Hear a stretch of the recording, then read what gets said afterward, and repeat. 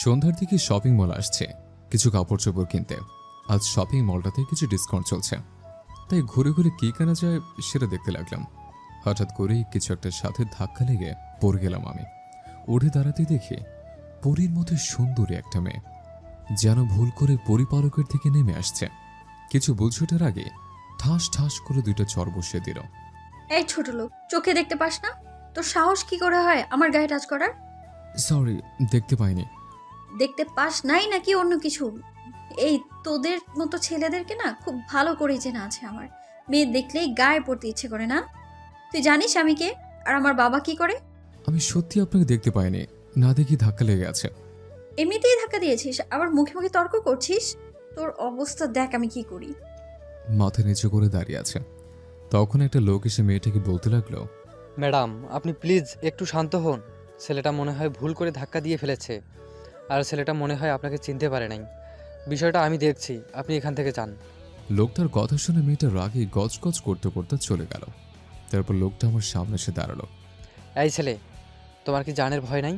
জানো মেয়েটা কে? এই শহরের নাম করা বিজনেসম্যান আনোয়ার সাহেবের মেয়ে। আমি আর একটু পরে আসলেই তো তোমার অবস্থা খারাপ করে ছাড়তো।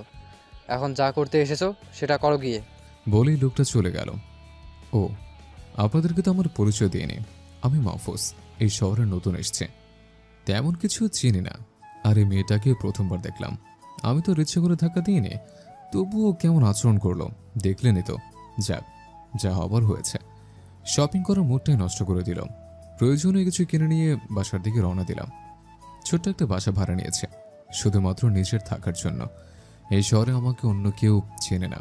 কথা বলতে বলতে বাসায় চলে আসলাম। ঘেমে নিয়ে একেবারে একাকার হয়ে গেছে। ওয়াশরুমে গিয়ে শাওয়ার নিলাম, তারপর রাতের খাবারটা খেয়ে নিলাম, তারপর বিছানার শরীরটা এলিয়ে দিলাম।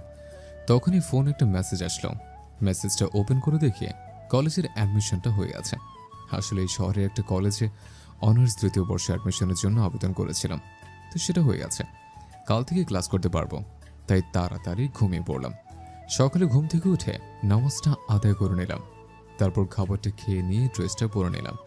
নিজে ইচ্ছে করে কম দামি পোশাক পরলাম, তারপর চুলে তেল দিয়ে ভালো করে আঁচড়ে নিলাম। একদম খ্যাত লাগছে। যাক, এবার ঠিক আছে। কলেজের দিকে পা বাড়ালাম। পাঠকরা হয়তো ভাবছেন কি জন্য খ্যাত হয়ে গেলাম। নিজেকে শুধু শুধু কি কেউ খ্যাচা যায়? গল্পের সাথেই থাকুন, সবটা বুঝতে পারবেন। বাসা থেকে কলেজ বেশি দূর নয়, মাত্র 5 মিনিটের রাস্তা। তাই কলেজে পৌঁছে গেলাম।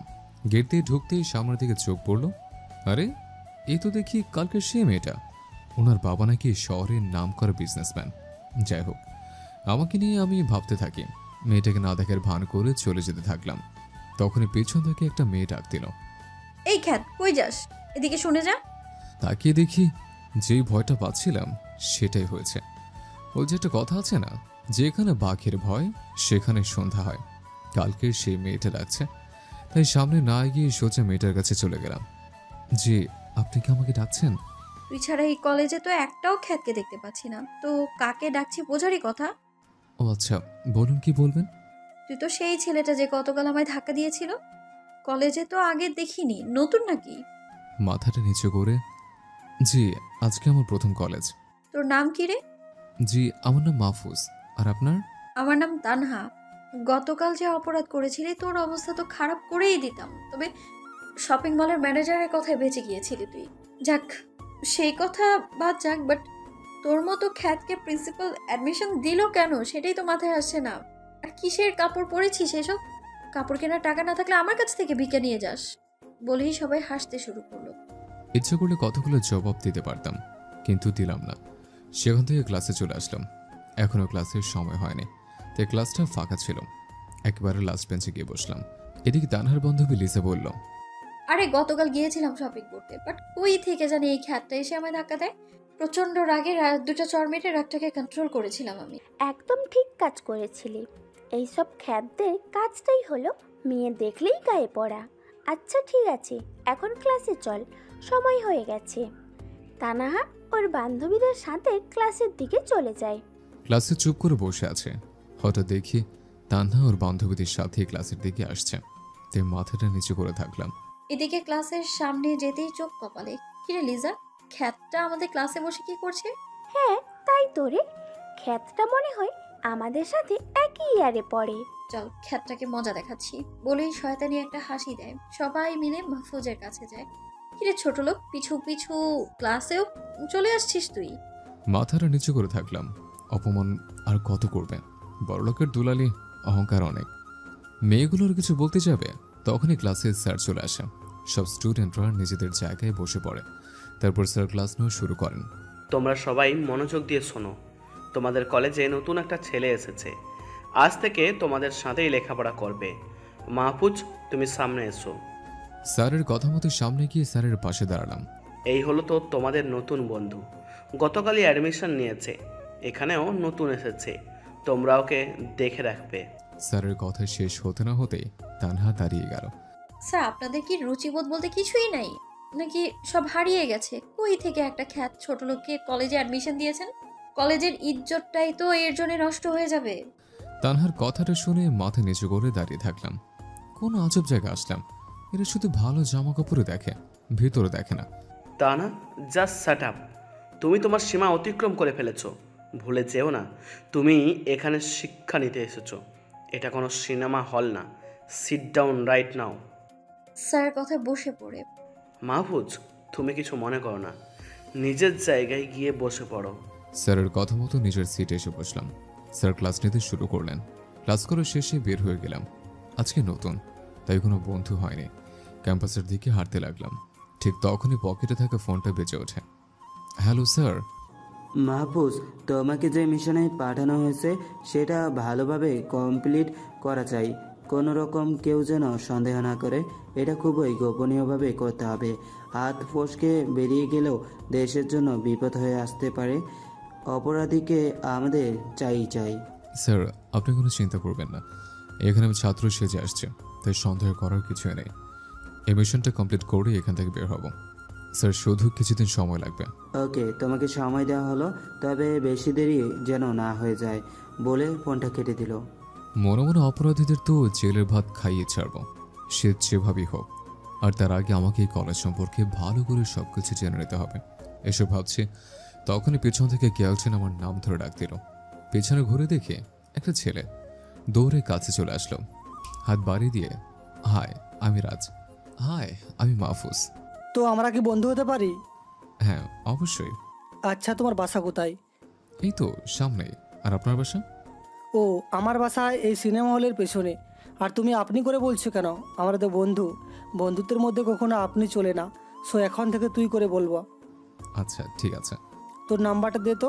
রাজকে আমার নাম্বারটা দিলাম। তারপর দুজন মিলে একটা গাছের নিচে বসলাম। তারপর দুজন মিলে কিছু আড্ডা দিয়ে বাসা চলে আসলাম। রাতে খাবার খেয়ে কলেজের পড়াটা কমপ্লিট করলাম। ঘুমানোর জন্য চোখটা বন্ধ করেছি। তখন ফোনটা বেজে উঠল। আম্মু ফোন করছে। হ্যাঁ আম্মু, কেমন আছো তুমি? আমি ভালো আছি রে বাবা, তুই কেমন আছিস? তোর শরীরটা ভালো আছে তো? আর তুই কোথায়? আম্মু, এখানে চিন্তার কিছুই নেই, সব ঠিক আছে। শরীরটা অনেক ভালো আছে। আর আমি একটা গোপন মিশনে আছে, তাই কিছু বলা যাবে না। খুব তাড়াতাড়ি বাড়ি ফিরে যাব। আচ্ছা এখন রাখো, কাল কথা হবে। আচ্ছা বাবা, যেখানেই থাকিস অনেক ভালো থাকিস। ফোনটা রেখে দিয়ে ঘুমিয়ে পড়লাম, কারণ কালকে আবার কলেজ যেতে হবে। সকালবেলা ঘুম থেকে উঠে ডিম ভাজি আর ভাত রান্না করলাম। তারপর খেয়ে দিয়ে কলেজে চলে আসলাম। রাজকে কলেজের গেট থেকে পেয়ে গেলাম। তারপর দুজন মিলে ক্লাসের দিকে পা বাড়ালাম। একটা ক্লাস করেই বাইরে বের হয়ে আসলাম। তারপর আড্ডা দিলাম। এমন সময় তানহা আমাদের সামনে আসলো। কিরে ছোট লোক, বন্ধুও তো একটা জোগাড় করে নিয়েছিস দেখছি। তা না, ভদ্রভাবে কথা বলো। তুমি ওকে ছোট লোক বলছো কেন? বলছি বেশ করেছি। তা তোর এত জ্বলছে কেন রে? কিরে ছোট লোক, তুই কি ওর কাছ থেকে টাকা মেরে খাওয়ার চিন্তা করেছিস নাকি আবার? তানহা, আপনি কিন্তু আপনার সীমা পার করে ফেলছেন। এখান থেকে চলে যান বলছে। নাহলে কি করবি তুই আমার? কি করব দেখবি তুই। ঠাস করে একটা থাপ্পড় বসিয়ে দিলাম। তানহা টাল সামলাতে না পেরে মাটিতে পড়ে গেল। আমায় কি ভেবেছিস? হ্যাঁ, সে প্রথম দিন থেকে অপমান করে চলেছিস। কিছু বলে না বলে কি মাথা উঠে গেছিস? চারপাশে তাকিয়ে দেখি পুরো কলেজের সবাই আমার দিকে অবাক হয়ে তাকিয়ে আছে। আরে ভাই, আমি কি এলিয়েন নাকি? মাটি থেকে উঠে তুই কাজটা ঠিক করলি না, ছোট লোকের বাচ্চা। তোর অবস্থা দেখ আমি কি করি। বলে কাকে যেন একটা ফোন দিল। তোর অবস্থা দেখ কি করি আমি। তুই সাপের লেজে পা দিয়েছিস। তানহার কথা শুনে মুচকে হাসলাম। মনে মনে সাপের লেজে কে পা দিয়েছে সেটা পরে জানতে পারবে। এই রাজ, চল এখান থেকে। বলে রাজকে নিয়ে ক্লাসে চলে আসলাম। মাহবুজ, তুই কিন্তু একটা ভুল করে ফেললি। তানার বাবা এই শহরে এমপি, তার কথাই পুরো কলেজ চলে। যেখানে তানার সাথে কেউ কথা বলতে সাহস পায় না, আর তুই তার মেয়ের গায়ে হাত দিয়েছিস, তুই এবার গেলি। আরে অত ভয় পাস না তো, মন দিয়ে ক্লাস কর, কিছু হবে না। তারপর মন দিয়ে স্যারের লেকচার শুনতে লাগলাম। একটু পরেই কলেজের গেট দিয়ে 3 থেকে 4টা গাড়ি প্রবেশ করে। গাড়ি থেকে কয়েকজন পুলিশ বের হয়ে আসে। তাদের একজন বলে ওঠে, এই তোদের কলেজে মাহফুজ কে রে? একটা ছেলে মাহফুজের ক্লাসটা দেখিয়ে দেয়, তখনই পুলিশ ক্লাসের ভিতরে চলে যায়। এখানে মাহফুজকে সামনে তাকিয়ে দেখি কয়েকজন পুলিশ। রাজ পাশে বসা ছিল।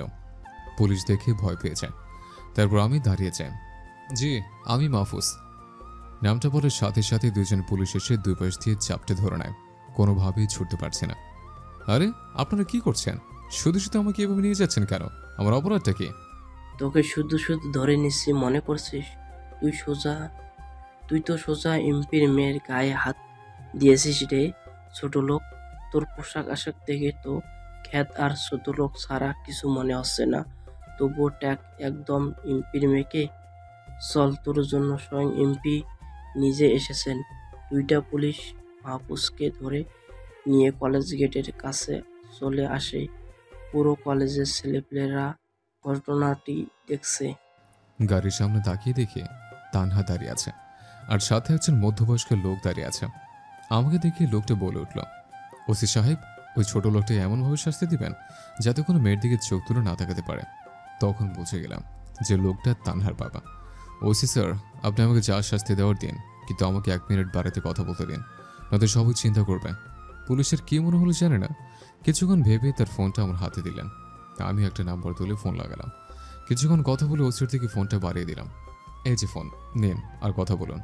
মাহফুজের কাছ থেকে ফোনটা হাতে নিয়ে কিছুক্ষণ কথা বলল, তারপরই মুখে ভয়ের ছাপ দেখা দিল। স্যার, সরি স্যার, আমি ব্যাপারটা জানতাম না স্যার, আর কখনো এমন হবে না স্যার, বলে ফোনটা কেটে দিল। সরি এমপি সাহেব, আমি এই ছেলেটাকে অ্যারেস্ট করতে পারবো না। এটা আপনি কি বলছেন ওসি সাহেব? যে কাজে আসলেন সেটা ঠিকমতো করুন, না হলে এমন জায়গায় ট্রান্সফার করব যে মশা মারতে দিন শেষ হয়ে যাবে। আরে স্যার, রাখেন আপনার মশা মারা, আপনার মশা এবার আপনি মারুন। ওসির কথা শেষ হতেই এমপি সাহেবের ফোনটা বেজে ওঠে। পকেট থেকে ফোনটা বের করে রিসিভ করে কানে ধরেন। একটু পরেই এমপি সাহেবের মুখ কালো হয়ে যায়। ফোনে কথা বলা শেষ করেই তানহার গালে ঠাস করে একটা থাপ্পড় মারে। এটা আপনি কি বলছেন ওসি সাহেব? যে কাজে আসলেন সেটা ঠিকমতো করুন, না হলে এমন জায়গায় ট্রান্সফার করব যে মশা মারতে দিন শেষ হয়ে যাবে। আরে স্যার, রাখেন আপনার মশা মারা, আপনার মশা এবার আপনি মারুন। ওসির কথা শেষ হতেই তানহার বাবার ফোনটা বেজে ওঠে। পকেট থেকে ফোনটা বের করে রিসিভ করে কানে ধরেন। একটু পরেই তানহার বাবা মুখ কালো হয়ে যায়। ফোনে কথা বলা শেষ করেই তানহার গালে ঠাস করে একটা থাপ্পড় মারে। তানহা, তোর সাহস তো কম না? তুই জানিস তুই কার সাথে পাঙ্গা লড়ছিস? তোকে তো ইচ্ছা করছে আরও কয়েকটা থাপ্পড় লাগিয়ে দিই। মাহফুজ বাবা, আমার ভুল হয়ে গেছে। আমি কি তোমাকে কোনোভাবে সাহায্য করতে পারি? না আঙ্কেল, আমার সাহায্য করার কোনো প্রয়োজন নেই। তবুও যদি কখনো কোনো সমস্যায় ফেস করো তাহলে আমাকে বলো। আচ্ছা, আমি এখন চলে যাচ্ছি, ভালো থেকো বাবা। পুরো কলেজ তো অবাক হয়ে তাকিয়ে আছে। যাকে ধরতে আসছিল একটু আগে, এখন কি থেকে কি হয়ে গেল, মাহফুজকে ছেড়ে দিয়ে চলে যাচ্ছে। কিন্তু সবথেকে বেশি অবাক হয়েছে তানহা, কারণ এই পর্যন্ত অনেক ছেলেকে এইভাবে জেলে পাঠিয়েছে। তানহার দিকে কে চোখ তুলে তাকালে অবস্থা খারাপ হয়ে যেত। সেখানে মাহফুজকে তো ধরলেই না, উল্টো খ্যাতটাকে ছেড়ে দিয়ে তার বাবা থাপ্পড় দিয়ে চলে গেল। সেখানে তানহার বাবা তানাকে কখনোই মারা তো দূরে থাক, একটা বকা পর্যন্ত দেন নাই। সেখানে আজ কিনা এই খ্যাতটার জন্য থাপ্পড় মেরে দিল। তানা মনে মনে প্রতিজ্ঞা করে এই খ্যাতটাকে যে করে হোক শাস্তি দিয়ে ছাড়বে। এটা তার কঠোর শাস্তি প্রতিজ্ঞা। তানহার বাবুর সাথে কথা বলে শেষ করে চলে যেতে ধরেছে, তখনই পিছন থেকে ওসি ডাক দিল, এই ছেলে, এদিকে আসো, একটা কথা আছে। ওসির কথা মতো তার সামনে গিয়ে দাঁড়ালাম। কি বলবেন বলেন, আমার সময় নেই, এমনিতে ক্লাস চলাকালীন নিয়ে আসছেন আমাকে। তোমার সাথে একটু আলাদা কথা বলতে চাই, প্লিজ না করো না। ওকে চলুন, কিন্তু আমার বেশি সময় নষ্ট করা যাবে না। তারপরও ওসির সাথে একটু সাইডে চলে গেলাম। ওসি সাইডে এসে আমাকে সেলুট করে বসলো। আমি তো পুরো অবাক হয়ে গেলাম। স্যার, আমার ভুল হয়ে গেছে। আমি আপনার বিষয়ে সব কিছু জেনে গেছি। আপনি এখানে? থাক, তোমাকে আর কিছু বলতে হবে না। যা জেনে নিয়েছেন চুপচাপ চেপে যাও। তোমার মুখ থেকে যেন কোনোভাবে এই কথা বের না হয়, সাবধান। ওকে স্যার, ভুল করেও কিছু বের হবে না। ওকে, তুমি এখন যেতে পারো, আমার ওদিকে কাজ আছে। বলে সেখান থেকে চলে আসলাম। সামনে তাকিয়ে দেখি রাজ আমার দিকে অবাক হয়ে তাকিয়ে আছে। কি রে রাজ, এইভাবে তাকিয়েছিস কেন? তুই কে এটা আমাকে বলতো। তানার বাবা ফোনে কথা বলার পর তোকে ছেড়ে দিল, যেখানে তানা অনেক ছেলেকে ওর বাবার দিয়ে জেলের ভাত খাইয়েছে, সেখানে তোকে এমনিতে ছেড়ে দিল। তুই কে আর তোর পরিচয় কি? এটা তুই কোনো কথা বললি? আমি তো তোর বন্ধু, আর কেন যেন আমাকে কিছু না করে ছেড়ে দিল। আচ্ছা, এখন ওসব কথা ভেবে কাজ নেই, এখন চল বাসার দিকে যাওয়া যাক। তারপর তাসিনকে বিদায় দিয়ে বাসায় চলে গেলাম। ফ্রেশ হয়ে একটা ঘুম দিলাম। বিকেলে ঘুম থেকে উঠে বাইরে থেকে একটু ঘুরে আসলাম। রাতে কলেজের পড়াটা শেষ করে ঘুমানোর জন্য শুয়ে পড়লাম। ঘুমে চোখটা জোরে আসছে, আর তখনই টেবিলে থাকা ফোনটা বেজে উঠল। ধুর, এই সময় ওর কে ফোন দেবে? রাত বাজে 11টা। ফোনটা হাতে নিয়ে দেখি আম্মু ফোন করেছে। তাড়াতাড়ি ফোনটা রিসিভ করলাম। হ্যালো আম্মু, কেমন আছো তুমি? তোকে ছাড়া কিভাবে ভালো থাকি আমি বল? আজ কতদিন হয়ে গেল তুই বাসায় নেই। তোর জন্য সব সময় আমার মনটা খারাপ থাকে। তোর বোন তো সব সময় তোর কথা বলে। আচ্ছা আম্মু, সবার কথাই তো শুনলাম, বাট বাবা কেমন আছে? তোর বাবাও তোকে অনেক মিস করছে, কিন্তু সে একটা বিষয়ে অনেক খুশি, যে তার ছেলেটা দেশের জন্য কাজ করছে। সাথে আমরাও গর্ব করি তোর জন্য। আম্মু, শুধু তোমরা আমার জন্য দোয়া করো, যেন যে কাজে নেমেছে সেটা সম্পূর্ণ করতে পারে। তাহলে দেশের জন্য অনেক বড় কিছু করতে পারবো। আচ্ছা, এখন ফোনটা রাখছি, কাল কথা হবে। তারপর ফোনটা কেটে দিলাম, কিন্তু ফোনটা আবার বেজে উঠল। এবার তাকিয়ে দেখি কোনো এক অচেনা নাম্বার থেকে ফোন এসেছে। ফোনটা রিসিভ করলাম। হ্যালো, কে বলছেন? তোমার চেনা কেউ একজন। কণ্ঠ শুনে বুঝতে পারলাম এটা কোনো মেয়ের কণ্ঠ। আচ্ছা, আপনি কে বলছেন? বললাম তো তোমার কাছের একজন মানুষ। আপনার এসব ফালতু কথা শোনার সময় আমার নেই। আর আমার নাম্বার পেয়েছেন কোথায়? বাবা, প্রিয় মানুষটার নাম্বার পেতে আবার কোনো সমস্যা হয় নাকি? এই যে ম্যাডাম, শুনুন, আপনি যেই হন না কেন, এসব আচেরা বেচা আমার শোনার সময় নেই। সো ফোনটা রাখলাম। এই বলছি, এত রেগে যাওয়ার কি আছে? আমি তানহা। নামটা শোনার পরে খুব অবাক হয়ে গেলাম। যে মেয়েটা আমাকে দেখতে পারে না সে আমাকে ফোন দিয়েছে। কিন্তু তারপরে তার সব আচরণ মনে পড়ে গেল, আর খারাপ লাগতে লাগলো। এই মেয়ে, তুমি আমাকে ফোন দিছো কেন? আমাকে অপমান করে তোমার ভালো লাগে নাই? এখন আবার ফোন দিয়ে অপমান করার চিন্তা ভাবনা করছো? বিশ্বাস করো মাহফুজ, আমি নিজের অহংকারের কারণে সবটা করেছি। মনুষ্যত্ব হারিয়ে ফেলেছিলাম আমি, কিন্তু এখন নিজের ভুলটা বুঝতে পারছি আমি। আমায় প্লিজ তুমি ক্ষমা করো। আমি তোমার উপর রাগ করিনি, যা হয়ে গেছে সেটা বাদ দাও। তুমি যে তোমার ভুলটা বুঝতে পেরেছো সেটাই অনেক, এখন রাখতে পারো। না না, আগেই রাখবে না। আগে তোমাকে বলতে হবে যে তুমি আমায় মাফ করে দিয়েছো, না হলে আমি তোমায় ছাড়ছি না। মনে মনে কে যে বিপদে পড়লাম রে ভাই। মেয়ে তো দিকে আছার মতো লেগে আছে। ওকে, ঠিক আছে, আমি তোকে মাফ করে দিলাম। এখন খুশি তো? খুশি মানে অনেক খুশি। আচ্ছা, আমরা কি ভালো বন্ধু হতে পারি? প্লিজ এটাতে না করো না।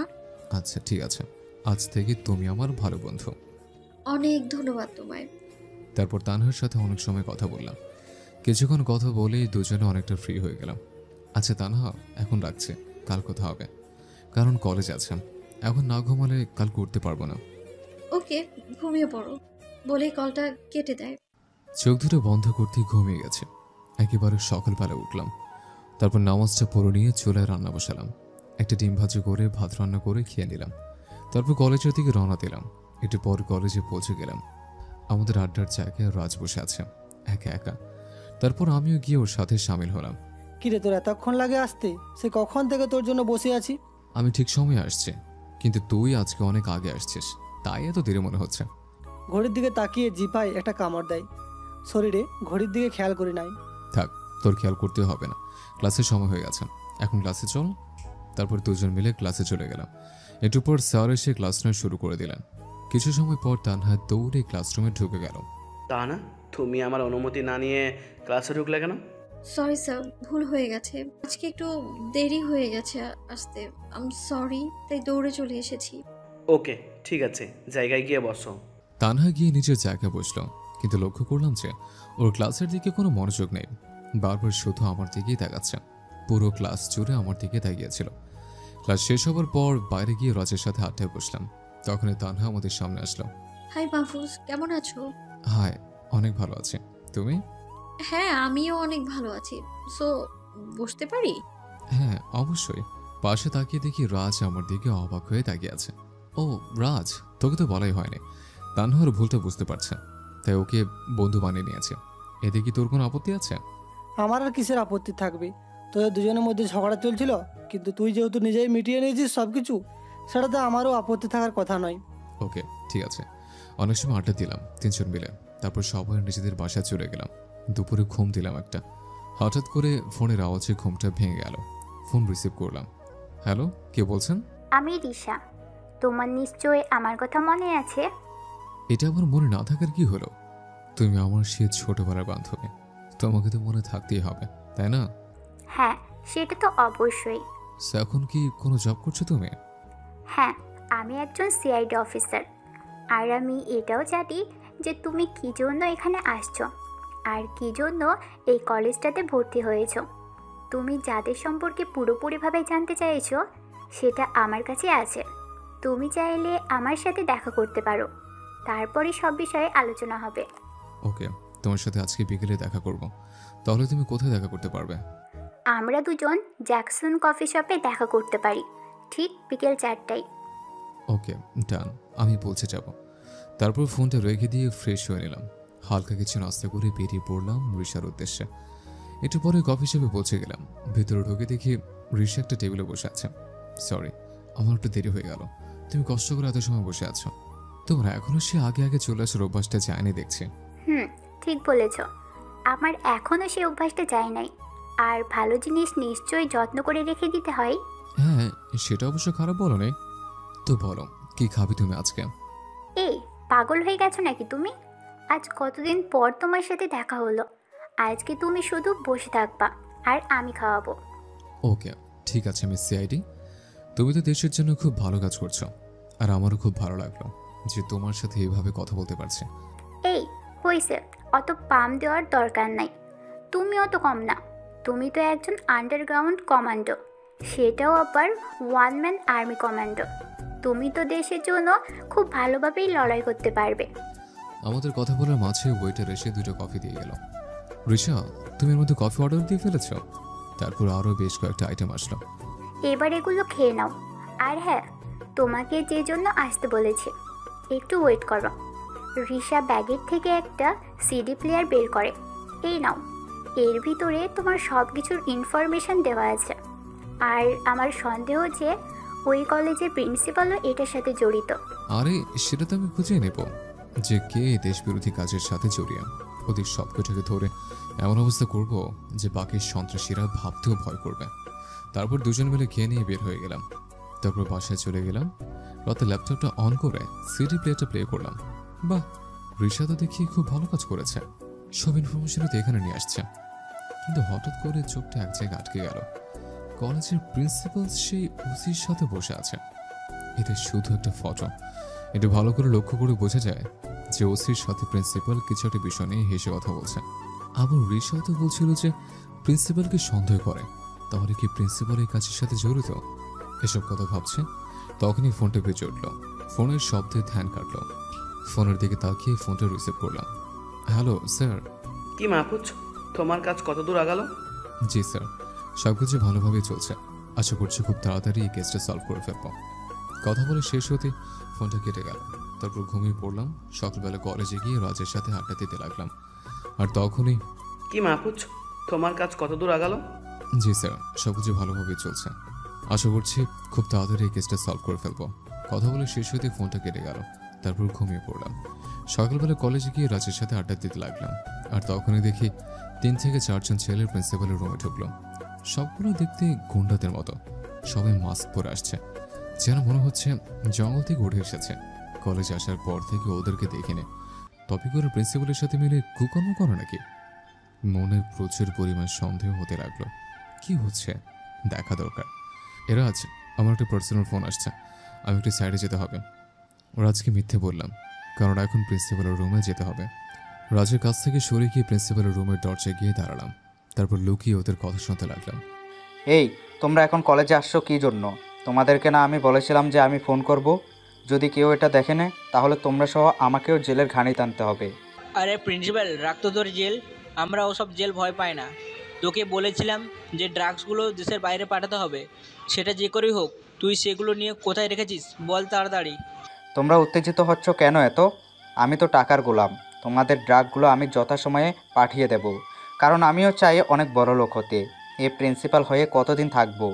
আমি একেবারে দেশের বাইরে চলে যাব আর জীবনটাকে উপভোগ করব। ঠিক আছে, আমরা এখন চলে যাচ্ছি। ঠিক সময় যেন মালগুলো পেয়ে যাই, না হলে তোকে এমন অবস্থা করব যে তোকে কবরও ভয় পেয়ে দাফন করতে দেবে না। বলে ছেলেগুলো চলে গেল। এদিকে আমার সমস্ত কিছু ভিডিও করা শেষ। ছেলেগুলো আসতেই লুকিয়ে পড়লাম। তারপর আবার রাজের কাছে চলে গেলাম, কিন্তু আড্ডা দেওয়া আর হলো না। তানহা রাজের সাথে বসে আছে। কি রে, তোর কথা বলতে এত সময় লাগে? সে কখন চলে গেলি? আরে এখন তো আসছে, আর ওয়েট করা লাগবে না। মাহফুজ, তুমি কোথায় গিয়েছিলে? আমি এসে দেখলাম রাজ বসে আছে, বাট তুমি নেই। ওকে জিজ্ঞাসা করলে বলল মোবাইলে কথা বলতে গেছো। সো কথা বলতে কি এত সময় লাগে নাকি? দুজন মিলে আমার পেছনে লাগছে, এখন আমার কান্না পাচ্ছে। থাক, আর কান্না করতে হবে না। অনেক ক্ষুধা লাগছে, পেটের মধ্যে ইঁদুর দৌড়াচ্ছে। এখন চল ক্যান্টিনে গিয়ে কিছু খেয়ে আসি। এই রে, তোর কথা শুনে তো ক্ষুধা আমারও লেগে গেল। ও, তোমাদের ক্ষুধা লেগেছে? সেটা আগে বলবে তো। চলো, তোমাদেরকে আজ রেস্টুরেন্টে নিয়ে খাওয়াবো। আমার পক্ষ থেকে একটা ট্রিট। কি খুশি তোমরা? আরে খুশি না মানে? এমপি সাহেবের মেয়ে ট্রিট দিবে, আর সেটাতে খুশি না হয়ে থাকা যায়? তারপর সবাই মিলে ভালো একটা রেস্টুরেন্টে ঢুকলাম। ওয়েটারকে ডেকে নিয়ে খাবারের অর্ডার দিলাম। রাজের মনের মতো করে অর্ডার দিল। রাজের অর্ডার দেওয়া দেখিয়ে তো মনে হচ্ছে যেন একটা রাক্ষসকে খাওয়াতে নিয়ে আসছে। কি রে রাজ, তুই এত খেতে পারবি? আরে বলিস কি, খেতে পারবো না মানে? তুই শুধু তাকিয়ে থেকে দেখে যা, তারপর কথা বলবি। রাজের কথা শুনে হেসে দেয়। আচ্ছা ঠিক আছে, তোমার যেটা মনে চায় সেটাই খাও। আজ আমার পক্ষ থেকে ট্রিট বলে কথা। একটু পর ওয়েটার এসে সব আইটেমগুলো দিয়েছে। তারপর সবাই মিলে খাওয়া শুরু করলাম। রাজ প্রচুর পরিমাণে খেলো, যা দেখে আমি তো পুরোই অবাক। খাওয়া শেষে সব বিল মিটিয়ে বের হয়ে গেলাম। আচ্ছা এখন তাহলে বাসার দিকে রওনা দেওয়া যাক, কালকে আবার কলেজে দেখা হবে। তারপর সবাইকে বিদায় জানিয়ে বাসায় চলে গেলাম। এখন একটাই কাজ, কবে এই ট্রাকগুলো পাচার হবে সেটা জানতে হবে। আর আমার অভিজ্ঞতা অনুযায়ী এই কলেজ থেকেই ট্রাকগুলো পাচার হবে। ওরা শুধু সময়ের অপেক্ষা করছে। বিকেলবেলা রুষাকে ফোন করলাম। হ্যাঁ মাহফুজ, বলো কি খবর তোমার? হ্যাঁ, আমার খবর তো অনেক ভালো। তো তুমি কি এখন জ্যাকসন কবে সময় আসতে পারবে? হ্যাঁ, আসতে পারো। তবে একটা কথা, আসার সময় এই শহরের একটা ম্যাপ নিয়ে আসবে, আর ড্রাগ ডিলার ড্রাগনের এলাকার একটা ম্যাপ নিয়ে আসবে। তুমি চলে আসো, আমি রওনা দিচ্ছি। ওকে, আমি এক্ষুনি বের হচ্ছি, তুমি চলে আসো। মাহফুজ রিশার সাথে কথা বলে দ্রুত তৈরি হয়ে নিলাম। তারপর জ্যাকসন রেস্টুরেন্টের উদ্দেশ্যে বেরিয়ে পড়লাম। একটু পরে পৌঁছে গিয়ে দেখে রিশা বসে আছে। সরি রিশা, একটু দেরি হয়ে গেল। না না, দেরি হয়নি, আমারই একটু আগে আসার অভ্যাস। তো জিনিসগুলো এনেছো তো? হ্যাঁ, সব কিছু এনেছি। তারপর ম্যাপ বের করে দিল। নাও, এইটা হলো আমাদের বন্ধুত্বের উপহার। তুমি চাইলে কিন্তু আমাদের পুরো সিআইডির টিম তোমাকে সাহায্য করতে পারে। আরে না, তার আর কোনো দরকার হবে না, আমি একা কাজটা করতে পারবো। তবুও একবার ভেবে দেখতে পারো। আচ্ছা, তুমি একটা কথা বলো তো, তুমি এত ফিট থাকো কেমন করে? আরে বাবা, একজন কমন টমি, সারাদিন এইসব নিয়ে থাকতে হয়, তো এত সব কাজ করতে গেলে তো ফিট থাকতেই হবে। তারপর দুজন মিলে কফি খেলাম। আচ্ছা, এখন যাওয়া যাক। ডিনারে কফির বিলটা আমি দিলাম, কিন্তু পরের ট্রিটটা কিন্তু তোমার। আচ্ছা ঠিক আছে, এখন বের হওয়া যাক।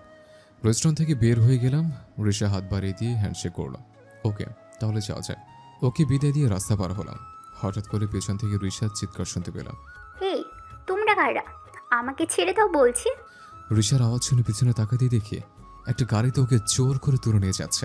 নিশ্চয় ড্রাগনের লোকেরা আমার ব্যাপারে জেনে গেছে, আর ভুল করে রিশাকে তুলে নিয়ে যাচ্ছে। আমি ওদের পিছন পিছন দৌড়াতে লাগলাম। গাড়িটা স্পিডে চলছে, কিন্তু আমি ওই কমান্ডোতে দৌড়ে চ্যাম্পিয়ন হয়েছি। সে সমস্ত শক্তি দিয়ে দৌড়াতে লাগলাম। ও আস্তে আস্তে জঙ্গলের মধ্যে চলে গেল। কি করব, কিছুই মাথায় আসছিল না।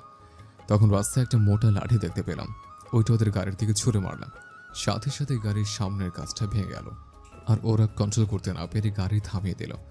দৌড়ে গিয়ে রুষাকে গাড়ি থেকে বের করলাম, কিন্তু 10 থেকে 13 জন আমাদেরকে ঘিরে ধরল। রুষাকে সাইডে সরিয়ে দিয়ে সব কটাকে মারতে লাগলাম। একটু পর দেখি মাটিতে সব কটা গড়াগড়ি খাচ্ছে। তারপর রুষার দিকে তাকাতে একটা গুলি এসে সোজা আমার পেটের বাম পাশে লাগলো। সাথে সাথে চোখ দুটো অন্ধকার হয়ে গেল। এই অবস্থা দেখে মাহফুজ বলে একটা চিৎকার দেয়, কিন্তু মাহফুজের নিথর দেহ মাটিতে পড়ে আছে, কোনো সারা শব্দ নাই। সেই লোকগুলো এসে জড়ো করে রিশাকে তুলে নিয়ে যায়। হঠাৎ করে আমার ঘুমটা ভেঙে গেল। পাশে তাকিয়ে দেখি 3টে লোক দাঁড়িয়ে আছে। চারপাশে তাকাতে দেখি আমি হসপিটালের বেডে শুয়ে আছি। তখন সামনে দাঁড়ানো একটা লোক বলে ওঠে, এই ছেলে, রিশা কোথায়? মনে মনে এরা আবার কারা? যে রিশার খোঁজ নিতে আসতে ব্যাপারটা এখন চেপে যেতে হবে। আমি কোনো রিশাকে চিনি না। আর আপনারা কে? আমরা সিআইডি থেকে আসছি, আর রিশাও একজন সিআইডি অফিসার। এইটা রিশার ছবি, একটা ছবি সামনে দিয়ে বলল। আর আমরা তোমাকে জঙ্গল থেকে অজ্ঞান অবস্থা পেয়েছি। ছবির দিকে তাকিয়ে দেখলাম যে এটা রিশা, কিন্তু ওদেরকে এখন আমার সম্পর্কে বললে পুরো প্ল্যানটাই বরবাদ হয়ে যাবে। তাছাড়া রিশাকে বলেছি যে আমি ওদের কোনো প্রকার সাহায্য নিব না। তাই একটা প্ল্যান মাথায় আসলো। শুনুন, আমি মেয়েটাকে চিনি না, আর আমি কিভাবে জঙ্গলে ছিলাম সেটাও আমি জানি না। আমি তো সকালে কলেজের জন্য বেরিয়েছিলাম, তারপর আমার আর কিচ্ছু মনে নেই। স্যার, তাহলে কি ওর স্মৃতিশক্তি চলে গেল নাকি? না না, আমার স্মৃতিশক্তির লোপ পায়নি। আমার সব কিছু মনে আছে। আমার নাম মাহফুজ। এখানে একটা কলেজে আমি পড়ালেখা করি, বাট কলেজে বের হওয়ার পর থেকে আমার কিছু মনে নাই। ডক্টর, আমার মাথা ব্যথা করছে। রাহাত, এবার ছেলেটার একটু রেস্টের প্রয়োজন, না হলে মাথায় অতিরিক্ত চাপ পড়বে। কিন্তু ডক্টর, আমাদের ওকে জিজ্ঞাসাবাদ করার আছে। দেখো রাহাত, এখন যদি আর ওকে চাপ দাও তাহলে নার্ভাস ব্রেকডাউন হয়ে যাবে। So please leave him alone. তখন অফিসাররা আর কোনো কথা বলতে পারলো না। তারা কেবিন থেকে বের হয়ে গেল। তার কখনোই তানহা দৌড়ে ভিতরে প্রবেশ করলো। পিছনে রাজ্জাও আছে। এই মাহফুজ, কি হয়েছে তোমার? জানো তোমার জন্য কত টেনশন হচ্ছিল। ডক্টর মাহফুজের কি হয়েছে? দেখো তানহা, চিন্তার কোনো কারণ নাই। ওনার একটা গুলি লেগেছিল পেটের ডান পাশে, সেন্সিটিভ এলাকা ছুঁয়ে বেরিয়ে গেছে। এখন সম্পূর্ণ বিপদমুক্ত। আপনি আমায় কি করেছিলেন? আরে তুমি আমাদের আনোয়ার সাহেবের মেয়ে, আর তোমাকে চিনব না এটা কেমন করে হয়? এই মাহফুজ, কেমন করে হলো এইসব? জানো তোমার জন্য আমার কতটা চিন্তা হচ্ছিল, কতবার কল করেছি আমি তোমায়, বাট তোমার কোনো খবর পাইনি। তারপর অনেক কষ্টে তোমার খোঁজ পেয়ে চলে আসলাম আমি। এই তানহা, আমার কিচ্ছু হয়নি, আমি একদম ঠিক আছে। আর তুমি তো উতলা হও না, শরীর খারাপ করবে তো। আমার শরীর নিয়ে তোমাকে অত চিন্তা করতে হবে না। নিজের পেটে গুলি লেগেছে সেটা নিয়ে চিন্তা করো। এটা বলে কেঁদে দেয়। আরে পাগলি, তুমি কাঁদছো কেন? কাদার মধ্যে কিছু হয়েছে নাকি? আর ডক্টর তো বলেই দিয়েছে যে আমি সম্পূর্ণ বিপদমুক্ত। তুমি আর কি বুঝবে? আমার কোনো প্রিয় মানুষের কিছু হলে খুব কষ্ট হয় আমার। আর তুমি তো এখন আমার খুব ভালো একটা বন্ধু। আচ্ছা ডক্টর, আপনার ওর সব ট্রিটমেন্টের ব্যবস্থা করুন, কোনো কমতি যেন না থাকে। যত টাকা লাগে আমি দিব। নার্স, রুগীকে একটা ঘুমের ওষুধ দিন, এখন ওনার ঘুমের প্রয়োজন। নার্স এসে মাহফুজকে একটা ঘুমের ওষুধ দেয়। ওষুধ খেয়ে মাহফুজ ঘুমিয়ে পড়ে।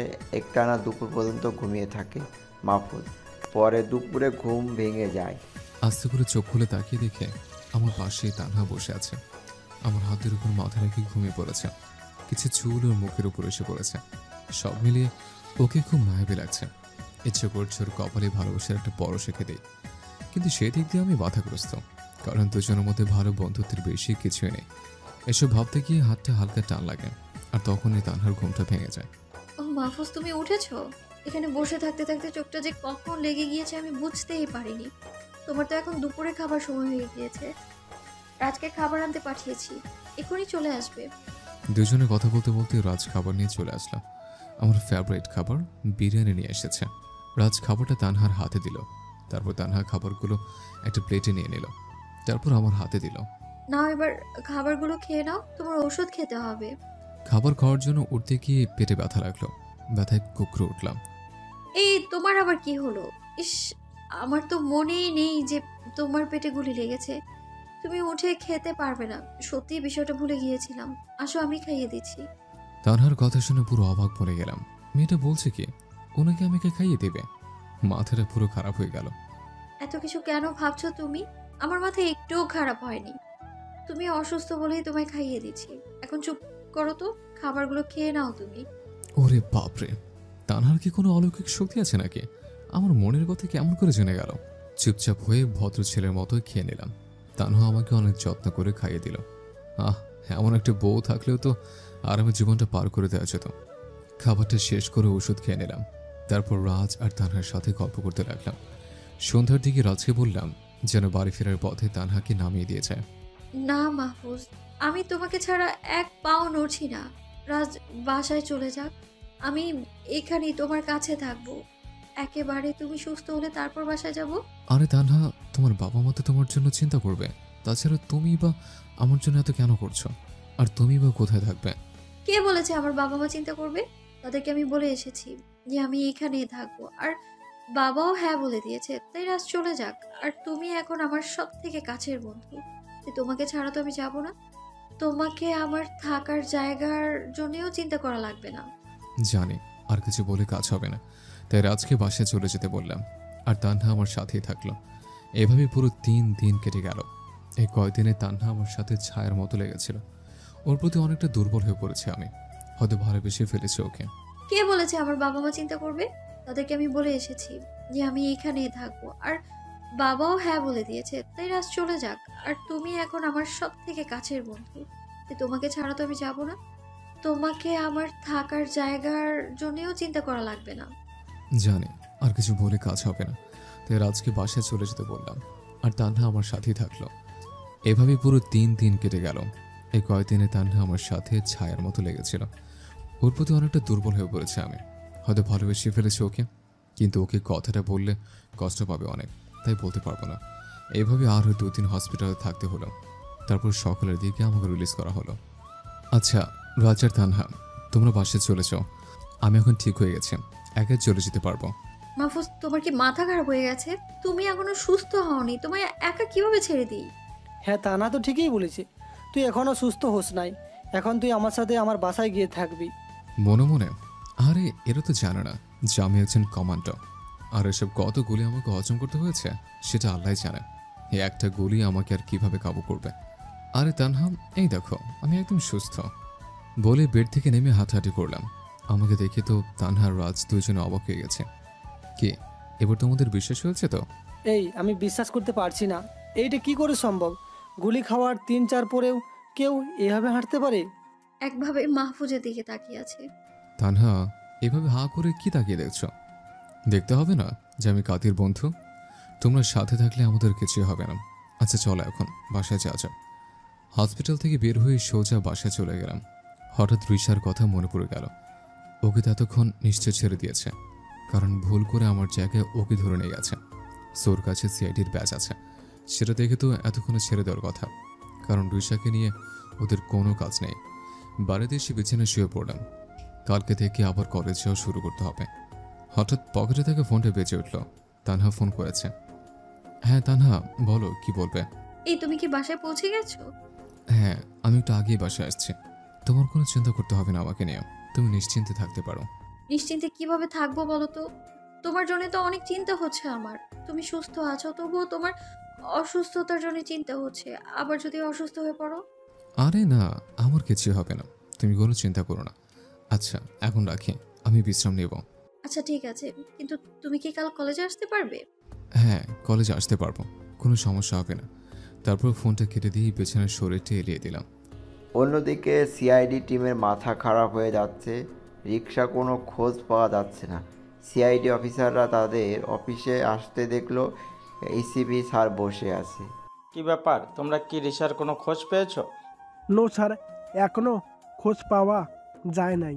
যে ছেলেটাকে আমরা জঙ্গল থেকে পেয়েছি সেখানে রিশার ব্যাগ আর একটা মোবাইল পাওয়া গেছে, কিন্তু রিশাকে নয়। ওই ছেলেটাকে কিছু জিজ্ঞাসা করো নাই? কিছু জানতে পারলে ওর কাছ থেকে? নো স্যার, ছেলেটা বলছে ওর সেই দিনের কথা কিছু মনে নাই, বাট বাকি সব কিছু মনে আছে। শুধু ওই ডিঙ্কের ঘটনাটা মনে করতে পারছে না। আর ওর কাছে রিশার ছবিটাও রেখেছি, বলল যে এই প্রথম নাকি রিশাকে দেখলো। হ্যাঁ রাহাত, এর মধ্যে বড় কোনো রহস্য লুকিয়ে আছে। শুধুমাত্র সেই দিনের কথা মনে নেই, এটা কিভাবে হতে পারে? আচ্ছা বাদ দাও এটা। এখন তোমরা খোঁজ করো যে রিশার মোবাইল লোকেশন সকাল থেকে রাত পর্যন্ত কোথায় কোথায় ছিল, তাহলেই আমরা কিছু জানতে পারবো। রাত স্যার, এক্ষুনি খোঁজ নিচ্ছি বলে সবাই বেরিয়ে পড়ে। এদিকে মাহফুজ রাতে বেলা ছাদে উঠে ব্যায়াম করা শুরু করে। এই 7 দিন পর আজকে আবার ব্যায়াম করা শুরু করলো। প্রত্যেক দিন মাহফুজ দিনের প্রায় অধিকাংশ সময় ব্যায়াম করেই কাটিয়ে দেয়, কারণ একজন কমান্ডার বডি ফিট রাখার জন্য প্রচুর পরিমাণে ব্যায়াম করতে হয়। প্রায় 30 মিনিট ধরে ব্যায়াম করার পর হঠাৎ ফোনটা কান্না করে শুরু করে দিল। ফোনের দিকে তাকিয়ে দেখি তার আম্মু ফোন করেছে। তারপর রিসিভ করে কানে নেই, আর তখনই উপাস থেকে ঝড় উঠে যায়। আর আমি বুঝে যাই যে এটা আমার ছোট বোন স্যারা। কুত্তা, বাদর, হনুমান, পচা টমেটো, পচা আলু, হাতি, শিয়াল, তোকে তো আমি মেরেই ফেলবো হারামজাদা। এই মেরেছে, পেতিটা তো দেখি সেইভাবে খেপে আছে। সাবধানে কথা বলতে হবে, নাহলে কপালে আজ কি যে আছে। কি রে, কি হয়েছে, এত চিল্লাস কেন? ওই হারামি, তুই জীবনও ভালো হবি না না? প্রত্যেক সময় কোনো না কোনো কাজে বাড়ি থেকে কোথাও পালিয়ে যাস, আর ফিরে আসার নামগন্ধই নেই। আমার বাসায় সারাদিন একা একা ভালো লাগে না। এই পেতনি, এত রাগিস কেন? তুই তো জানিসই যে আমার কাজ হলো দেশ রক্ষা করা। যখন তখন বেরিয়ে পড়তে হয়, আর কয়েকদিনের মধ্যেই বাড়িতে ফিরে যাব। একটু একা থাকে কয়দিন। তুই এবার বাড়িতে ফিরে আয়, বাবার সাথে কথা বলে তোর বিয়ে ঠিক করতেছি। তারপর বিয়ে করে যেখানে খুশি সেখানে চলে যাবি, আমার কোনো সমস্যা থাকবে না। আচ্ছা, একটা জিনিস বুঝলাম না, বিয়ে করবো আমি, কিন্তু এতে তোর লাভটা কোথায়? আর বিয়ের পর যেখানে খুশি সেখানে যাব মানে? তাহলে তো তুই আবার বাড়িতে একা একা পেতনিদের মতো কান্না করবি। সেটা মোটেও না হাদারাম। তুই বিয়ে করলে পরে আমি একটা মিষ্টি ভাবি পাবো, আমার তখন গল্প করার মানুষও হয়ে যাবে। তখন আর তোকে লাগবে না, তোর যেখানে ইচ্ছা হয় চলে যাবি। ওরে ফাসিল, তাহলে তোর আসল মতলব এইটা? আমার ঘরে বিয়ে নামক একটা বোঝা চাপিয়ে দিয়ে তুই মজা করবি? তোর মতলব তাহলে এটা ছিল? দাঁড়া, শুধু একবার বাসে আসতে দে, তোর বিয়ের ব্যবস্থা আগে করছে। আচ্ছা, এসব বাদ, কেমন আছিস তাই বল। ভাইয়া, তোকে ছাড়া খুব একা ফিল করি আমি। বাসায় আম্মু আমাকে সময় দেয়, কিন্তু সব সময় তো সংসারের কাজে ব্যস্ত থাকে, আর আব্বু তো সারাদিন অফিসে থাকে। আমি বাসার ভিতরে খুব বোরিং ফিল করি। তুই থাকলে কত মজা করি দুজন মিলে, কিন্তু এমন একটা কাজ করিস যেখানে আমাদেরকে সময় দিতে পারিস না। ভাইয়ারে, তোকে আমি খুব মিস করতেছি, তুই তাড়াতাড়ি চলে আয়। এই সারা, এত মন খারাপ করিস না, আমি খুব তাড়াতাড়ি বাসায় চলে আসবো। আচ্ছা, বাবা মা সবাই ভালো আছে? হ্যাঁ, সবাই ভালো আছে। আচ্ছা, এখন রাখি, আবার পরে কথা হবে, আমার অনেক কাজ করতে হবে। তারপর ফোনটা কেটে দিয়ে আবার ব্যায়াম করা শুরু করে দিলাম। ব্যায়াম করে শেষ করে নিজের রুমে গিয়ে ফ্রেশ হয়ে নেই। তারপর রুমে আসতেই দরজায় কেউ নক করে। মাহফুজ গিয়ে দরজাটা খুলে দেয়, দেখে পাশের আন্টি। তার জন্য কিছু খাবার নিয়ে এই আন্টি আমাকে বাসাটা পাইয়ে দিতে সাহায্য করেছিল। এই যে মাহফুজ বাবা, দেখো তোমার জন্য রাতের খাবার নিয়ে চলে আসলাম। আমি জানি তুমি এখনো কিছু রান্না করো নাই, তাই খাবারগুলো নিয়ে চলে আসলাম। আরে আন্টি, এসবের কি দরকার ছিল? আমি তো রান্না করতাম। মাহফুজ বাবা, তোমাকে তো আগেই বলেছি যে আমার কোনো ছেলে নাই, তুমি আমার ছেলের মতো, তাই মা হিসাবে তোমাকে আমি খাবারগুলো দিলাম। তুমি না খেলে কিন্তু আমি মনে খুব কষ্ট পাবো। আন্টির এরকম কথার পর আর না করতে পারলাম না, তাই খাবারগুলো নিয়ে খেয়ে নিলাম। তারপর বিছানা ঠিক করে ঘুমের রাজ্যে চলে গেলাম। পরের দিন সকালবেলায় ফোনের আওয়াজে ঘুমটা ভেঙে গেল। ঘুম চোখে ফোনটা রিসিভ করলাম। হ্যালো, কি বলছেন? এই তুমি এখনো ঘুমিয়ে আছো? জানো তুমি কখন সকাল হয়ে গেছে? আর একটু পর তো কলেজে শুরু হয়ে যাবে, তুমি এখনো ঘুমিয়ে আছো? কণ্ঠটা চিনে গেলাম, তানহা ফোন করেছে। ও সরি, তুমি কলেজে রওনা দাও, আমি আসছি। তানহা এখন আমার খুব কেয়ার করে, কখন কি করি, শরীর কেমন আছে, খাওয়া দাওয়া করছি কিনা, আর অনেক কিছুর খবর রাখে। তানহার জন্য মনের মধ্যে একটা জায়গা তৈরি হয়ে গেছে, নিজের অজান্তেই। জানি না এটাকে মনে হয় ভালোবাসা বলে। কতক্ষণ নিজেকে চেপে রাখতে পারবো জানি না, কিন্তু খুব তাড়াতাড়ি আমার মনের কথাটা ওকে জানিয়ে দেব। তারপর ফ্রেশ হয়ে নিয়ে ডিম ভাজি আর ভাত করে নিলাম। এটি আমার সকালের প্রিয় একটা খাবার। তারপর খাওয়া শেষ করেই কলেজে চলে গেলাম। তানহা আগে থেকে কলেজে এসে বসে আছে। মাহফুজ আস্তে করে গিয়ে তানহা পাশে বসে। তোমার আসতে এত সময় লাগে? সেই কখন আসছি আমি কলেজে, আর তুমি এখন আসলে? সরি, আমার একটু দেরি হয়ে গেছে। আসলে আজকে মনে হচ্ছে কি হয়েছিল, ঘুম থেকে উঠছি দেরিতে, তাও তোমার ফোন পাওয়ার পর ঘুম ভাঙছে। না হলে তো আজকে কলেজে আসতে পারতাম না। আচ্ছা, রাজকে তো দেখতে পাচ্ছি না, রাজকে এখন আসেনি? যাক, রাজ বেচারা অনেক দিন বাঁচবে, তুমি বলার সাথে সাথেই হাজির। তানহার কথা শুনে পিছনে তাকালাম, দেখি রাজ কলেজ গেট দিয়ে ঢুকছে। একটু পর রাজ আমার সাথে এসে আড্ডায় বসলো। এই যে নবাব, আপনি তো এসে বসে পড়লেন, এদিকে ক্লাসের সময় হয়ে গেছে, সেটা কি মাথায় আছে? মাহফুজের কথা শুনে ঘড়ির দিকে তাকাই, ও সরি রে দোস্ত, আমি ঘড়ির দিকে খেয়ালই করি নাই। ওই তো, মানুষ যখন প্রেমে পড়ে তখন আরো কত কিছু বলে যায়। তার মানে রাজ প্রেমে পড়েছে? তো মিস্টার, আমাদের মিষ্টি মুখ করাবে না তুমি? দূর, রাখো তো তোমার মিষ্টি মুখ। এই মাহবুব শুধু ফাজলামি করে আন্দাজে একটা কথা বলে দিল আর আমাকে পেয়ে বসলো। আমি ওসব প্রেমে পড়িনি। এবার চল তো ক্লাসে যাই। তানহার দিকে তাকিয়ে হেসে দিলাম। তানহা আমার চালাকি বুঝতে পেরে হেসে দিল। তারপর সবাই মিলে ক্লাসে চলে গেলাম। 2টা ক্লাস করে 3জন মিলে বাইরে চলে আসলাম। মাহফুজ, এখন আমরা 3জন একটা জায়গায় ঘুরতে যাব। এই কি বলছো? এখন যেতে পারবো না, অন্যদিন যাব। আমি কোনো কথা শুনতে চাই না। রাজ, তুমিও চলো, আমরা সবাই মিলে এক্ষুনি ঘুরতে যাব। আরে আমি তো এক পায়ে রাজি, শুধু বলো কোথায় যেতে হবে। এটা তোমাদের জন্য একটা সারপ্রাইজ। তুমি যদি মাহফুজকে নিতে পারো তাহলে আমি তোমাকেও নিয়ে যাব। এটা আর এমন কি বিষয়, ওকে আমি নিয়ে যাচ্ছি আর তুমি আমাকে নিয়ে যাও। তারপর রাজ মাহফুজকে জোর করে ধরে সাথে নিয়ে গেল। 3জন মিলে কলেজ থেকে বের হয়ে গেল। তানহা 2টা রিক্সা ডাকলো, তারপর মাহফুজকে নিয়ে এটাতে উঠে পড়লো আর রাজ আরেকটা রিক্সায়। রিক্সায় তানহা আমাকে জোর করে ওঠালো। আমার এখানে কোথাও যেতে ভালো লাগছে না। এই তানহা, আমায় কোথায় নিয়ে যাচ্ছ? আমি এখন কোথাও যাব না। আরে বলো না, কোথায় নিয়ে যাচ্ছ? এই একদম চুপ করে থাকবা। এত কথা বলো কেন তুমি? যেখানেই নিয়ে যাই তাতেই তোমার কি? তুমি চুপ করে রিক্সায় বসে থাকো। আর একটা কথা বলে না, খুব খারাপ হবে কিন্তু। ওরে বাপরে, এটা মেয়ে নাকি শাকচুন্নি? এমন করে কেউ বলে নাকি? একটু ভালোবেসে বললেও তো হতো, এত রাগ করার কি আছে? ভদ্র ছেলের মতো চুপচাপ বসে থাকলাম। নাহলে কখন কি করে বসে তার হিসেব নেই। একটু পর শহরের সব থেকে বড় শপিং মলের সামনে তানহু রিক্সা দাঁড় করালাম। প্রথমে নিজে নেমে গেল রিক্সা থেকে। এই মাহফুজ, এবার তুমি নামো। বসেই থাকবে নাকি? আরে নামছি তো, এত রাগ কেন করছো? তারপর রিক্সা থেকে নেমে গেলাম। রাজ আমাদের পিছন চলে আসলো। ভাড়া মিটিয়ে মাহফুজকে নিয়ে শপিং মলের ভেতরে চলে গেল। তারপর একটা দোকানে ঢুকলো। আচ্ছা মামা, এই ছেলেটার জন্য সবচেয়ে ভালো ব্র্যান্ডের জিন্স দেখান তো। মাহফুজের দিকে ইশারা করলো। তানহার কথা শুনে আমি তো পুরো অবাক, কারণ আমার জন্য কাপড় কিনছে। আরে নামছি তো, এত রাগ কেন করছো? তারপর রিক্সা থেকে নেমে গেলাম। রাজা আমার পিছনে চলে আসলো। ভাড়া মিটিয়ে মাহফুজকে নিয়ে শপিং মলের ভেতরে চলে গেল। তারপর একটা দোকানে ঢুকলো। আচ্ছা মামা, এই ছেলেটার জন্য সবচেয়ে ভালো ব্র্যান্ডের জিন্স দেখান তো। মাহফুজের দিকে ইশারা করলো। তানহার কথা শুনে আমি তো পুরো অবাক, কারণ আমার জন্য কাপড় কিনছে। এই তানহা, তুমি কি করছো এসব? আমার কাপড় লাগবে না। তোমাকে না বলেছি কোনো টু শব্দ করবে না? তবুও কেন এত বেশি কথা বলছো তুমি? নিজের জায়গায় চুপচাপ দাঁড়িয়ে থাকো। রাগে দৃষ্টিতে তাকালো মাহফুজের দিকে। তানহার দিকে তাকিয়ে চুপ করে গেলাম। মেয়েটা আমার উপরও রেগে যাচ্ছে, আর কথা বলা যাবে না। চুপচাপ বসে থাকলাম। প্যান্ট কেনার পর একটা শার্টের দোকানে গেল। তারপর তানহার নিজে চয়েস করে শার্ট কিনে দিল। আমার চয়েস করার কোনো সুযোগই দিল না, নিজে সবকিছু পছন্দ করে নিল। এই নাও, এই সব কিছু তোমার জন্যে। আমি নিজে পছন্দ করে কিনে দিলাম।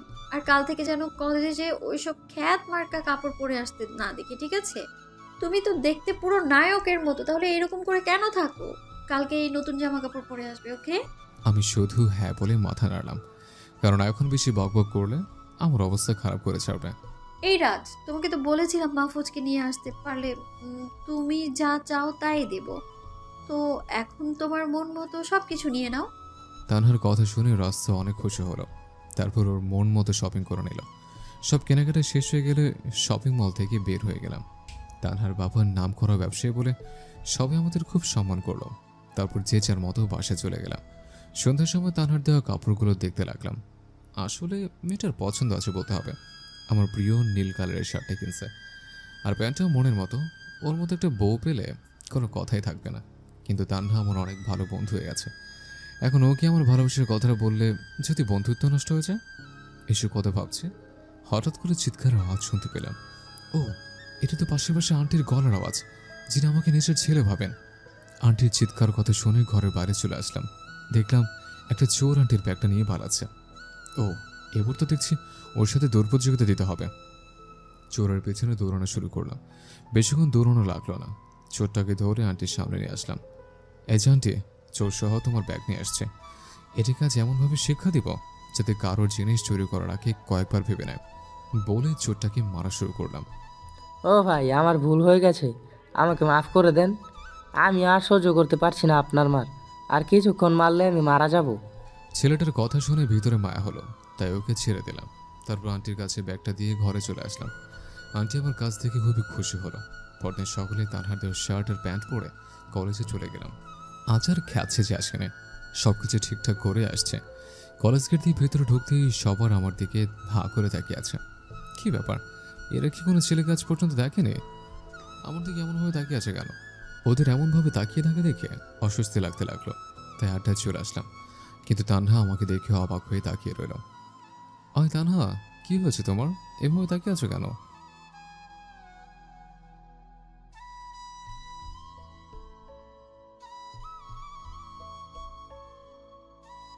আরে তানহা, তুমিও কিছু বলো না। আরে দোস্ত, সত্যি তোকে নাগের মতো লাগছে, একদম যেন রাজকুমার। তোকে দেখলে আসলে যেন কোনো মেয়ে পটে যাবে। এই রাজ, হয়েছে, এতক্ষণ ধরে আমার অনেকগুলো গুণগান করেছিস, এবার ক্লাসের টাইম হয়ে গেছে, চল ক্লাসে যাওয়া যাক। তারপর তিনজন মিলে ক্লাসের দিকে রওনা দেয় তানহা। আজকে মাহফুজের পাশে বসছে, কিন্তু মাহফুজ কিছুই বলতে পারছে না। ক্লাসে সবাই শুধু আর্যকে মাহফুজের দিকে তাকাচ্ছে। মাহফুজের এই বিষয়টা কেমন করে যেন লাগতে লাগলো। তবে একটা বিষয় খুবই ভালো লাগছে, নতুন বেশে আসছে তো তাই সবাই এমনভাবে তাকাচ্ছে। মাহফুজ মনে মনে হেসে দেয়। একটু পরে ক্লাস শেষ হয়ে যাবার পর তিনজন মিলে কিছুক্ষণ আড্ডা দেয়, তারপর ক্যান্টিনে গিয়ে খেতে বসে।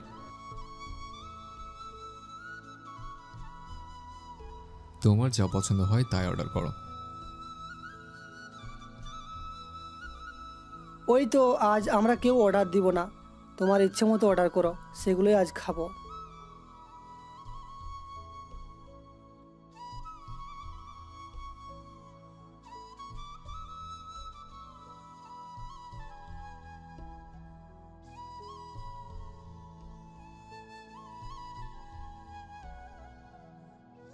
মাহফুজ, আমি তোমাকে অনেক ভালোবাসি, কিন্তু তোমাকে কখনোই বলার মতো সাহস পাই নাই।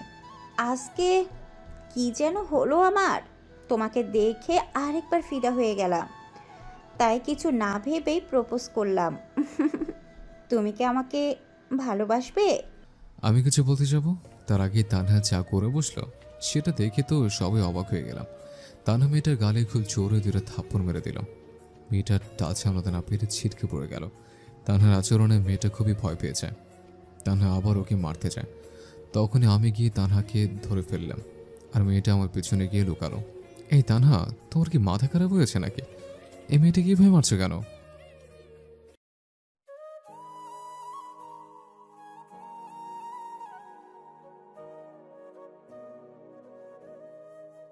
আরে তানহা, এতে তোমার সমস্যাটা কি হলো? একজন মানুষের কাউকে ভালো লাগতেই পারে, এভাবে ভালো লাগার অধিকারটা প্রত্যেক মানুষের মধ্যে রয়েছে। যে অধিকারটা ওই মেয়েরও আছে, তাই বলে কি তুমি ওকে এভাবে মারবে? তোমার তো দেখছি দিন দিন মাথা খারাপ হয়ে যাচ্ছে। ওই মেয়েটার আমাকে পছন্দ হয়েছে, তাই ও আমাকে প্রপোজ করেছে, কিন্তু আমার তো ওকে পছন্দ হয়নি। এটা কথা বলার আগেই তো তোমাকে ইচ্ছা মতো মারলে। এখন দেখো, মেয়েটা ভয় পেয়ে আমার পিছনে ঢুকে আছে।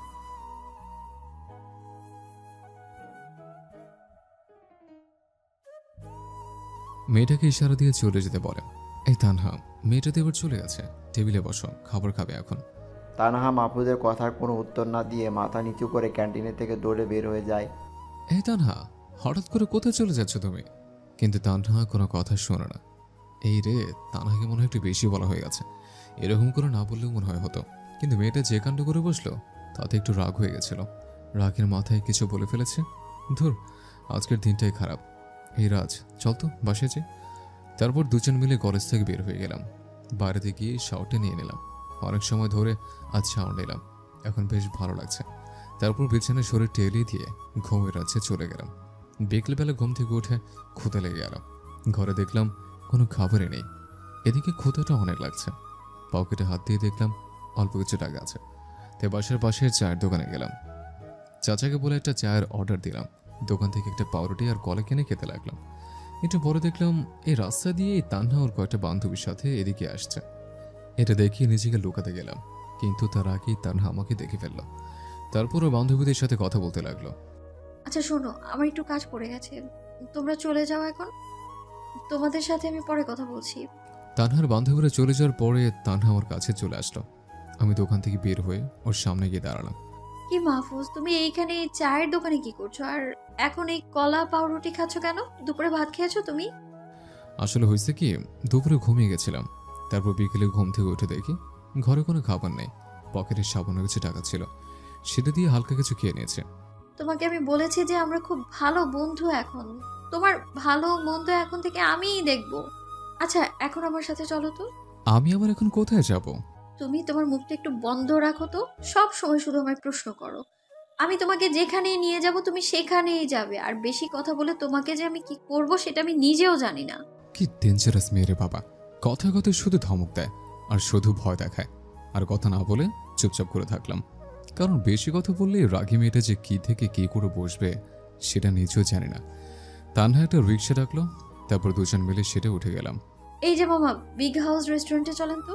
তানহার কথা শুনে চোখ দুটো কপালে উঠে গেল, কারণ এই রেস্টুরেন্টে শুধুমাত্র বড় লোকরা খাওয়া দাওয়া করে। তানহাকে কিছু জিজ্ঞেস করতে যাব, কিন্তু তানহা তো আমাকে চুপ করে থাকতে বলছে, তাই চুপ করে থাকলাম। একটু পর আমাদের গন্তব্যস্থলে পৌঁছে গেলাম। দুজন মিলে রিক্সা থেকে নেমে পড়লাম। তারপর তানহা রিক্সার ভাড়া মিটিয়ে আমাকে নিয়ে রেস্টুরেন্টের ভিতরে চলে গেল। ভিতরে গিয়ে তো আরও অবাক, ভিতরটা যেন রাজপ্রাসাদ। আরে তানহা, তুমি আমাকে তো বড় একটা জায়গা নিয়ে আসলে, তোমার তো অনেক টাকা খরচ হবে। এই তোমাকে না বলেছি চুপচাপ চলো আমার সাথে, এত বেশি কথা কেন বলো তুমি? হ্যাঁ, আর টাকা খরচ হলে আমার হবে, তাতে তোমার কি? এখন এই টেবিলটাতে বসো, আর কি খাবে তাই বলো। আরে আমি কিছুই খাবো না, তুমি শুধু শুধু এরকম করছো। তোমাকে এই শেষবারের মতো বলছি আমি, তুমি কি কিছু খাবে কিনা বলো। এই রে, এত রেগে যাচ্ছে কেন? আচ্ছা, তোমার যা পছন্দ হয় তুমি সেটা অর্ডার করো। তারপর তানহা ওর নিজের মতো করে অর্ডার করলো। একটু পরেই খাবারগুলো চলে আসলাম। এমনি তো অনেক ক্ষুধা লাগছিল, তারপর এত ভালো খাবার দেখে পেটের ক্ষুধাটা আরও বেড়ে গেল। খাবারগুলো খুব মজা করে খেতে লাগলাম। হঠাৎ করে তানহার দিকে চোখ পড়ল, আমার দিকে এক দৃষ্টিতে তাকিয়ে আছে। এই তানহা, তোমার আবার কি হলো? এইভাবে আমার দিকে তাকিয়ে আছো কেন? আরে না, কিছু না, এমনিতেই তাকিয়েছিলাম।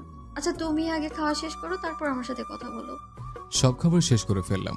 তানহা রেস্টুরেন্টের বিল মিটিয়ে দিল, তারপর আমাকে নিয়ে বের হয়ে হাঁটতে লাগলো। কিন্তু অবাক হলাম যে এটা তো আমাদের বাড়ি ফেরার রাস্তা নয়, তাহলে কোথায় নিয়ে যাচ্ছে? এই তানহা, এটা তো আমাদের বাড়ি ফেরার রাস্তা নয়, তাহলে আমায় নিয়ে কোথায় যাচ্ছ? হ্যাঁ ঠিকই বলেছ, এটা আমাদের বাড়িতে ফেরার রাস্তা নয়। এই রাস্তাটা একটা পার্কে চলে গিয়েছে, আর ওখানে একটা লেক আছে। ছোটবেলা থেকেই খুশির সময়গুলো ওখানেই কাটিয়েছি আমি, তাই আজকে তোমাকে সেখানেই নিয়ে যাচ্ছি। তানহার কথা শুনে আর না করতে পারলাম না, ওর সাথে রাস্তা দিয়ে হাঁটতে লাগলাম। একটু পর দুজন মিলে পার্কে পৌঁছালাম। পরিবেশটা দেখে আমার মনটা খুশিতে ভরে গেল, কারণ এটা খুব সুন্দর একটা জায়গা, আর লেকটার জন্য আরো সুন্দর দেখাচ্ছে। তানহা আমাকে নিয়ে একটা বেঞ্চে বসলো আর গল্প করতে থাকলো। আমরা অনেক ক্লোজ হয়ে বসে গল্প করলাম। তানহাকে দেখতে খুব সুন্দর লাগছে, ওকে দেখে ক্রাশ খেয়ে গেলাম। এখনই সঠিক সময় তানহাকে প্রপোজ করার, কিন্তু ফুল তো নাই। পকেটে হাত দিয়ে দেখি একটা কলম আছে। কলমটা বের করে তানহার সামনে হাঁটু গেড়ে বসে পড়লাম। তানহা আমাকে নিয়ে একটা বেঞ্চে বসলাম আর গল্প করতে থাকলো। আমরা অনেক ক্লোজ হয়ে বসে গল্প করতে থাকলাম। তানহাকে দেখতে খুব সুন্দর লাগছে, ওকে দেখে ক্রাশ খেয়ে গেলাম। এখনই সঠিক সময় তানহাকে প্রপোজ করার, কিন্তু ফুল তো নেই। পকেটে হাত দিয়ে দেখে একটা কলম আছে। কলমটা বের করে তানহার সামনে হাঁটু গেড়ে বসে পড়লাম। তানহা, আমি তোমাকে খুব ভালোবাসি। আগে তোমার আচরণের কারণে তোমাকে ঘৃণা করতাম, কিন্তু এখন তোমাকে ছাড়া যেন জীবনটা আর চলছে না। সবসময় তোমার কথাই মনে পড়ে। তোমার ছোট ছোট শাসন আমার কাছে খুবই ভালো লাগে। প্লিজ আমাকে ফিরিয়ে দিও না। আরে তুমি কি করছো মাহফুজ? আমিও যে তোমায় অনেক ভালোবাসি, আর এই দিনটার জন্যই তো ওয়েট করেছিলাম আমি। আসল কথা বলতে কি জানো, মেয়েরা তাদের মনের কথা বলতে পারে না, তাই তো ছেলেদেরকেই প্রপোজ করতে হয়। আর আমিও এই দিনটার জন্যই ওয়েট করেছিলাম যে কবে তুমি আমায় প্রপোজ করবে। আর গাধা, এভাবে কলম দিয়ে কেউ কাউকে প্রপোজ করে নাকি? এটা তো জীবনে প্রথম দেখলাম। এতে আমি কি করতে পারি? আশেপাশে তাকিয়ে কোনো ফুল দেখতে পেলাম না, তাই তো উপায় না পেয়ে এই কলম দিয়ে প্রপোজ করলাম। হ্যাঁ, তোমার এইরকম বোকামো আর মিষ্টি কথাগুলোই তো আমার খুব ভালো লাগে, কিন্তু এভাবে প্রপোজ করলে তো হবে না। এ বাবা, তাহলে কিভাবে প্রপোজ করব? এখন উঠে দাঁড়াও তো, কালকে কলেজে গিয়ে গোলাপ ফুল দিয়ে সবার সামনে আমায় প্রপোজ করবে। আমি চাই না যে আমাদের ভালোবাসা শুধু আমরাই জানবো, পুরো কলেজ ক্যাম্পাস কালকে দেখবে যে আমরা দুজন দুজনকে ভালোবাসি। এটা আমি লুকিয়ে রাখতে চাই না। তুমি কালকেই আমাদের ভালোবাসার কথাটা সবার সামনে বলবে। আরে তানহা, এটা আবার কোনো বিষয় হলো নাকি? আমি তোমার জন্য সবকিছু করতে রাজি আছি। হ্যাঁ, কালকে পুরো কলেজের সামনে তোমাকে প্রপোজ করব। তুমি সঠিক সময়ে কলেজ চলে এসো। দুজনে আমরা খুব খুশি। তারপর আরও কিছু সময় পার্কে কাটিয়ে বাসায় চলে আসলাম। মনের ভিতর আলাদা একটা অনুভূতি হচ্ছে। যাক, শেষ পর্যন্ত প্রিয় মানুষটিকে তো আপন করতে পারলাম। আমার আর কিছুই চাই না। কোনো মতে রাতটা পার করে দিয়ে সকালবেলায় কলেজে চলে গেলাম। একটা দোকান থেকে একটা গোলাপ ফুলের তোড়া নিয়ে নিলাম। তারপর কলেজে প্রবেশ করলাম। তখনই আমার সামনে তানহা চলে আসলো। আজকে তানহাকে দেখতে অনেক বেশি সুন্দর লাগছে। তারপর কলেজের সবাইকে উদ্দেশ্য করে বললাম, আপনারা কিছুক্ষণ দাঁড়িয়ে যান, সবাই নিজের জায়গায় দাঁড়িয়ে থাকুন। এখন একটা গুরুত্বপূর্ণ কথা বলতে যাচ্ছি আমি। তারপর তানহার সামনে হাঁটু গেড়ে বসে পড়ে, তানহা, আমি তোমায় খুব ভালোবাসি। তোমার মনের কালি দিয়ে আমার মধ্যে ভালোবাসার শব্দটি লিখেছে।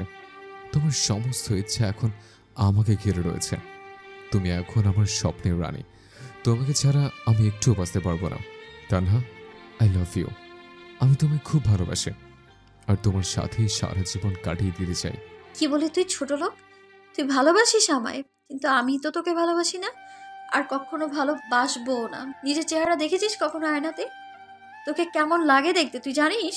তোর মতো একটা খ্যাতকে আমি ভালোবাসবো, তুই সেটা ভাবলি কি করে? তানহার কথাগুলো শুনে মাটিতে বসে পড়ে। তানহার কথা শুনে মাথায় কাজ করা বন্ধ করে দিয়েছে। তানহা, তুমি সব কি বলছো? এইসব তুমি এমনি এমনি বলছো, তাই না? এইসব তো তোমার মনের কথা নয়। বল না তানহা, তুমি এতক্ষণ যা বললে সবকিছু মিথ্যে বললে। মাহফুজ উঠে গিয়ে তানহার হাত ধরে ফেলে। তানহা, তুমি আমাকে ভালোবাসো, এটা বলো না। কিরে ছোট লোক, তো সাহস হলো কি করে আমার গায়ে টাচ করার? বলেই পা থেকে জুতো খুলে মাহফুজের গালে দুটো বসিয়ে দেয়। এই ছোট লোক, তোর সাহস কি করে হয় আমার গায়ে হাত তোলার? আমার স্ট্যাটাস আর তোর স্ট্যাটাস দেখেছিস একবার? আমার সাথে কি তোর কখনো মানায় বল? আর আমি তো তোকে কখনো ভালোবাসিনি। তোর কি মনে আছে যে তোর জন্য আমার বাবা আমাকে থাপ্পড় মেরেছিল? আরে আমার বাবা তো আমাকে কখনো ধমকটাও দিয়ে কথা বলে নাই, আর তোর জন্যে বাবা আমাকে 2টা চড় মেরেছিল। সেই দিন থেকেই আমি প্রতিজ্ঞা করেছিলাম যে তোকে আমি উচিত শিক্ষা দিব। আর এইসব প্রেম তো সবকিছু একটা সাজানো নাটক ছিল। কিরে লিজা, তোরা এদিকে আয়। তানহার কথা মতো ওর বান্ধবীরা কি আসে, তানহা আবার বলতে লাগলো, এই ছোট লোক শোন, আমার বান্ধবীদের সাথে যুক্তি করেছিলাম যে তোকে একটা উচিত শিক্ষা দিব, না হলে কি লিজাদের সাথে আড্ডা দিয়ে তোর সাথে দিতাম নাকি? এখন তো তোকে তোর প্রাপ্যটা দিয়েই দিয়েছি। আমার অপমানের প্রতিশোধ নেওয়া হয়ে গিয়েছে, তুই তোর জায়গা থাক। বলেই তানহা ওর বান্ধবীদের সাথে চলে যায়। এসবের পর মাটি থেকে যেন উঠে দাঁড়ানোর শক্তি হারিয়ে ফেলেছে। চোখের পানি ঝর্ণার মতো বেরিয়ে চলেছে। বুক ফেটে কান্না আসছে। এই কয়দিনে তানহাকে জীবন থেকে বেশি ভালোবেসে ফেলেছিল, কিন্তু তানহা তার সাথে এমন একটা কাজ করবে এটা কখনোই ভাবতেই পারি নাই। চোখের পানিতে সামনে মাটি ভিজে গেছে। কলেজের সবাই মাহফুজের দিকে তাকিয়ে হাসছে। তখনই রাজ এসে মাহফুজকে বসা থেকে ওঠায়, তারপর চোখ পর পানিগুলো মুছে দেয়। মাহফুজ রাজকে জড়িয়ে ধরে কাঁদতে শুরু করে দেয়। এই মাহফুজ, এখন একদম কাঁদবি না। আমার তো সে প্রথম থেকে তানহার উপরে সন্দেহ হয়েছিল যে হঠাৎ করে আমাদের সাথে বন্ধুত্ব করে বসলো। নিশ্চয়ই কোনো প্ল্যান করেই এসেছে। আরে তুই তো কলেজে মাত্র কয়েকদিন হলো এসেছিস, আর আমি যে এই কলেজে অনেক দিন ধরে আছি। আমি তানহাকে খুব ভালো করে চিনি, কিন্তু তুই যখন এত অপমান করার পরেও ওকে মেনে নিলি, তখন আমি তো খুশির জন্য আর কোনো কথা বলিনি। যাই হোক, এখন এসব কিছু ভুলে যা, নতুন করে জীবনটা শুরু কর, আর সবাইকে দেখিয়ে দে তুই কি পারিস আর কি না পারিস। মনে মনে বলি, আরে আমি তো দেখিয়ে দিব যে আমি কি পারি আর কি না পারি। আমি এই কলেজে ভর্তি হয়েছি ওই জন্য। একজন ওয়ান ম্যান আর্মি কমান্ডো কি পারে সেটা তো কয়েকদিন পরে বুঝে যাবে। তবে এটা সত্যি যে আমি তানহাকে খুব ভালোবেসে ফেলেছি। ওকে ছাড়া কেমন যেন একটা শূন্যতা বিরাজ করছে, কিন্তু এই মিশনের জন্য ওকে ভুলে থাকতেই হবে। তারপর যখন আমার পরিচয় দিব, তখন সবার চোখ কপালে উঠবে। আচ্ছা রাজ, এখন ক্লাসে যাও, সময় হয়ে গেছে। তারপর দুইজন মিলে ক্লাসে চলে গেলাম। উপর দিকে তানহা ওর বান্ধবীর সাথে হাসিতে মেতে উঠছে। আরে লিজা, আজকে আমি অনেক খুশি জানিস তো। এই খ্যাতটাকে শিক্ষা দিতে পেরে আমার যে কি ভালো লাগছে না, সেটা তোকে বলে বোঝাতে পারবো না। ওর জন্য বাবা আমায় থাপ্পড় মেরেছে, সেটার প্রতিশোধ খুব ভালো করেই নিলাম। আচ্ছা চল, তোরা ক্লাসের সময় হয়ে গিয়েছে। তারপর সবাই মিলে ক্লাসে চলে যায়। ক্লাস শেষে হয় গেলে মাহফুজ আর রাজ বের হয় ওদের আড্ডাতে বসে, তারপর গল্প করতে থাকে। দেখ মাহফুজ, আর যা কিছু হলো সব ভুলে যা। আর হ্যাঁ, বাসায় গিয়ে কিন্তু কোনো উল্টাপাল্টা করবি না। এই রাজ, তুই ঠিক কী করতে চাইছিস বলতো? দেখ মাহফুজ, এর আগেও অনেককে দেখেছি যে প্রেমে ব্যর্থ হলে সুইসাইড করে, তাই তোকে নিয়েও আমার ভয় হচ্ছে তুই এবার এমন কিছু করে বসবি কি না। আচ্ছা রাজ, তুই কি পাগল হয়ে গেছিস? ওসব উল্টাপাল্টা কাজ যারা করে তারা একদম পাগল। নিজের জীবনকে নিজে শেষ করে দেওয়া কি এতই সহজ নাকি? তোর কোনো চিন্তা নাই, আমি এমন কোনো কাজ করব না। আচ্ছা চল এখন বাসায় চলে যাই। তারপর দুজন মিলে বাসার দিকে রওনা দেয়। মাহফুজ বাসায় গিয়ে ফ্রেশ হয়ে খেয়ে নেয়। তারপর একটা বিকাল পর্যন্ত ঘুম দেয়। হঠাৎ করে মাহফুজ ফোনটা বেজে ওঠে। ফোনটা রিসিভ করতেই ওপাশ থেকে একটা ছেলে বলে ওঠে, স্যার, একটা গুরুত্বপূর্ণ খবর আছে। আপনার ফ্রেন্ড সিআইডি অফিসার রিশা যারা ভুল করে তুলে নিয়ে গিয়েছিল তারা এখনও ম্যাডামকে ছেড়ে দেয় নাই। এদিকে সিআইডির টিম তো পুরোপুরিভাবে খোঁজা শুরু করে দিয়েছে। আমাদের কমান্ডো টিমের হেড আপনাকে দায়িত্ব দিয়েছে রিশা ম্যাডামকে মুক্ত করে নিয়ে আসার জন্য, সেটা যেভাবেই হোক।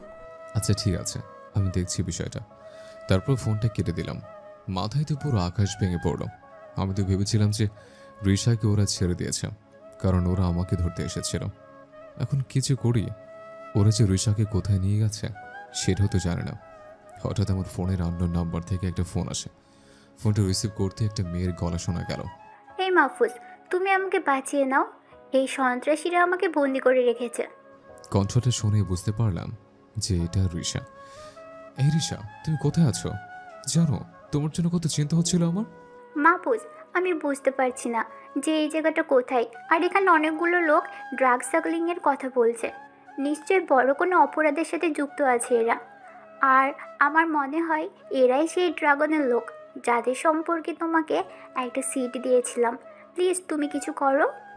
এই রিশা, তুমি কোনো চিন্তা করো না, আমি এক্ষুনি এই সিমটাকে ট্রেস করছি। তারপর ফোনটা কেটে দিয়ে সিম অফিসে ফোন করলাম। ফোন করতেই ধরে নিলাম। এই শোনো, এখন এই নাম্বার থেকে যে সিমে কথা হচ্ছে সেটার লোকেশন আমার এখনই চাই। তখনই সিমের লোকেশনটা দিয়ে দিলাম। তারপর আবার কমান্ডো হেডকে ফোন করলাম। হ্যালো স্যার, আমার এখন একটা বিশেষ টিম দরকার। সময় হয়ে গেছে ওই ড্রাগ স্মাগলিংদের ধরার। ওদের ঘাটির খোঁজ আমি পেয়ে গেছি। স্যার, আমার মিশন কমপ্লিট হতে চলেছে। এক্ষুনি আপনি স্পেশাল একটা টিম পাঠান, ওদের চেলাবেলা ধরতে হবে।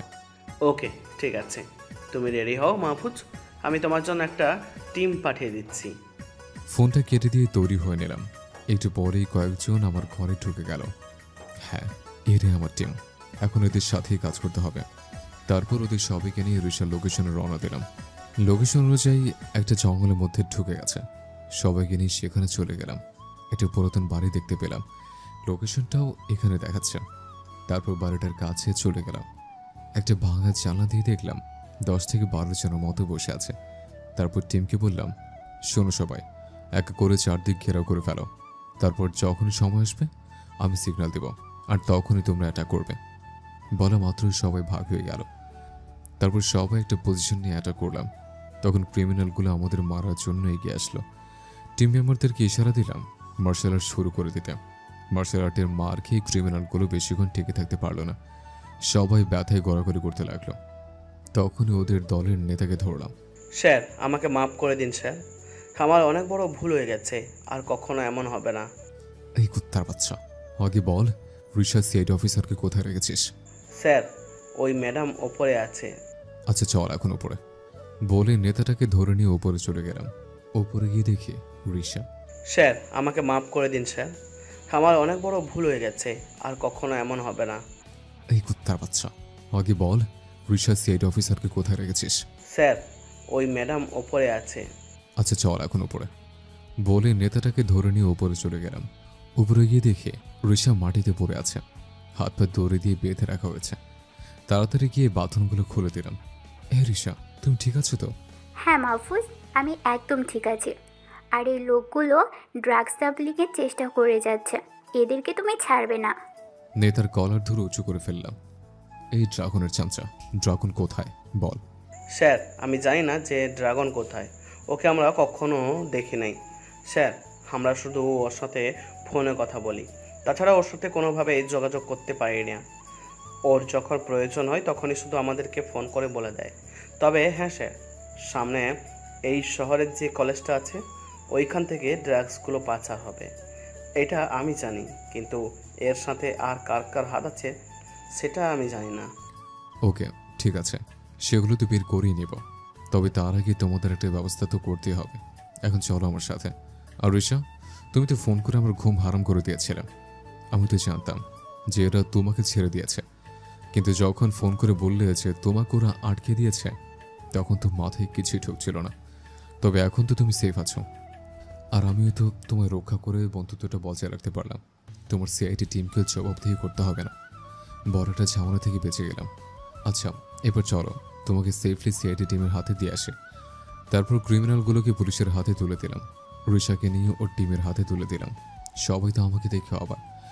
সবাই আমার আসল পরিচয় জানতে চাইল। তখন আমি তাদেরকে আমার কমান্ডার পরিচয় আর মিশন সম্পর্কে জানালাম।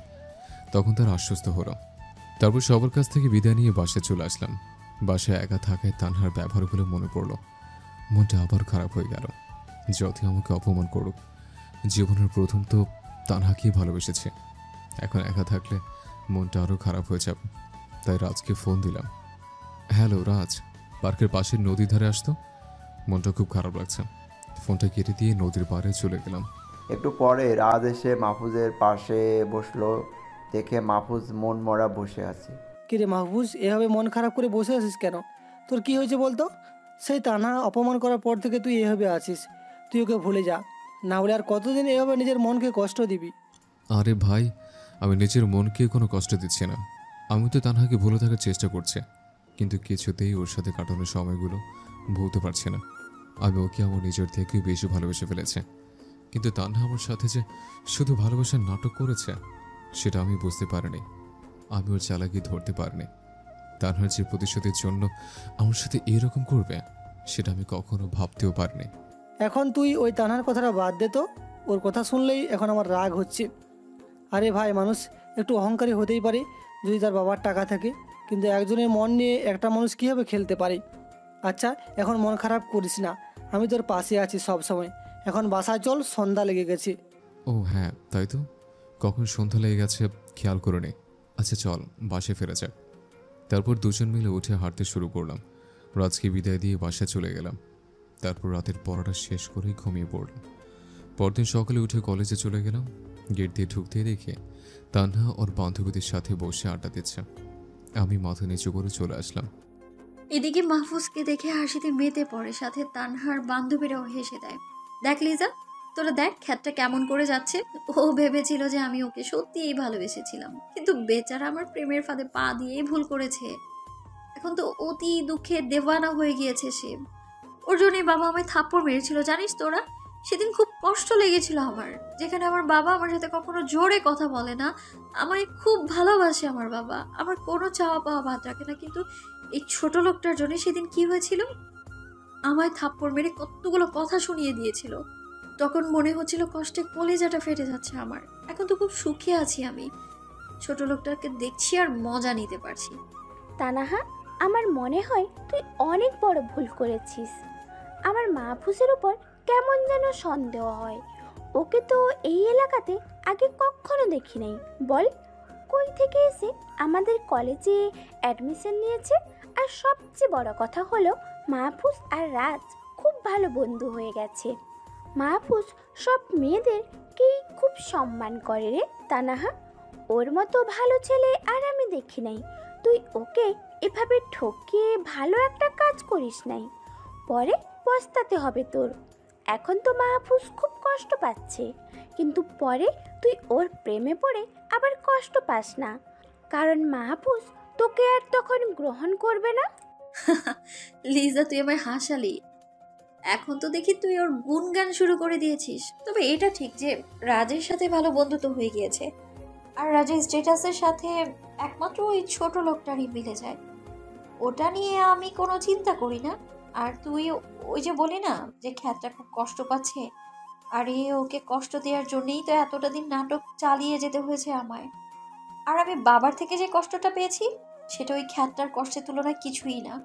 ওকে যে এত ভালো বলছিস তুই কি জানিস যে এইসব ছেলেরা মেয়েদেরকে দেখিয়ে দেখিয়ে সম্মান দেয়, যাতে মেয়েরা ওদের প্রেমে পড়ে যায়। আর আমি কখনো আফসোস করবো না এই ভেবে যে আমি ওকে ঠকিয়েছি।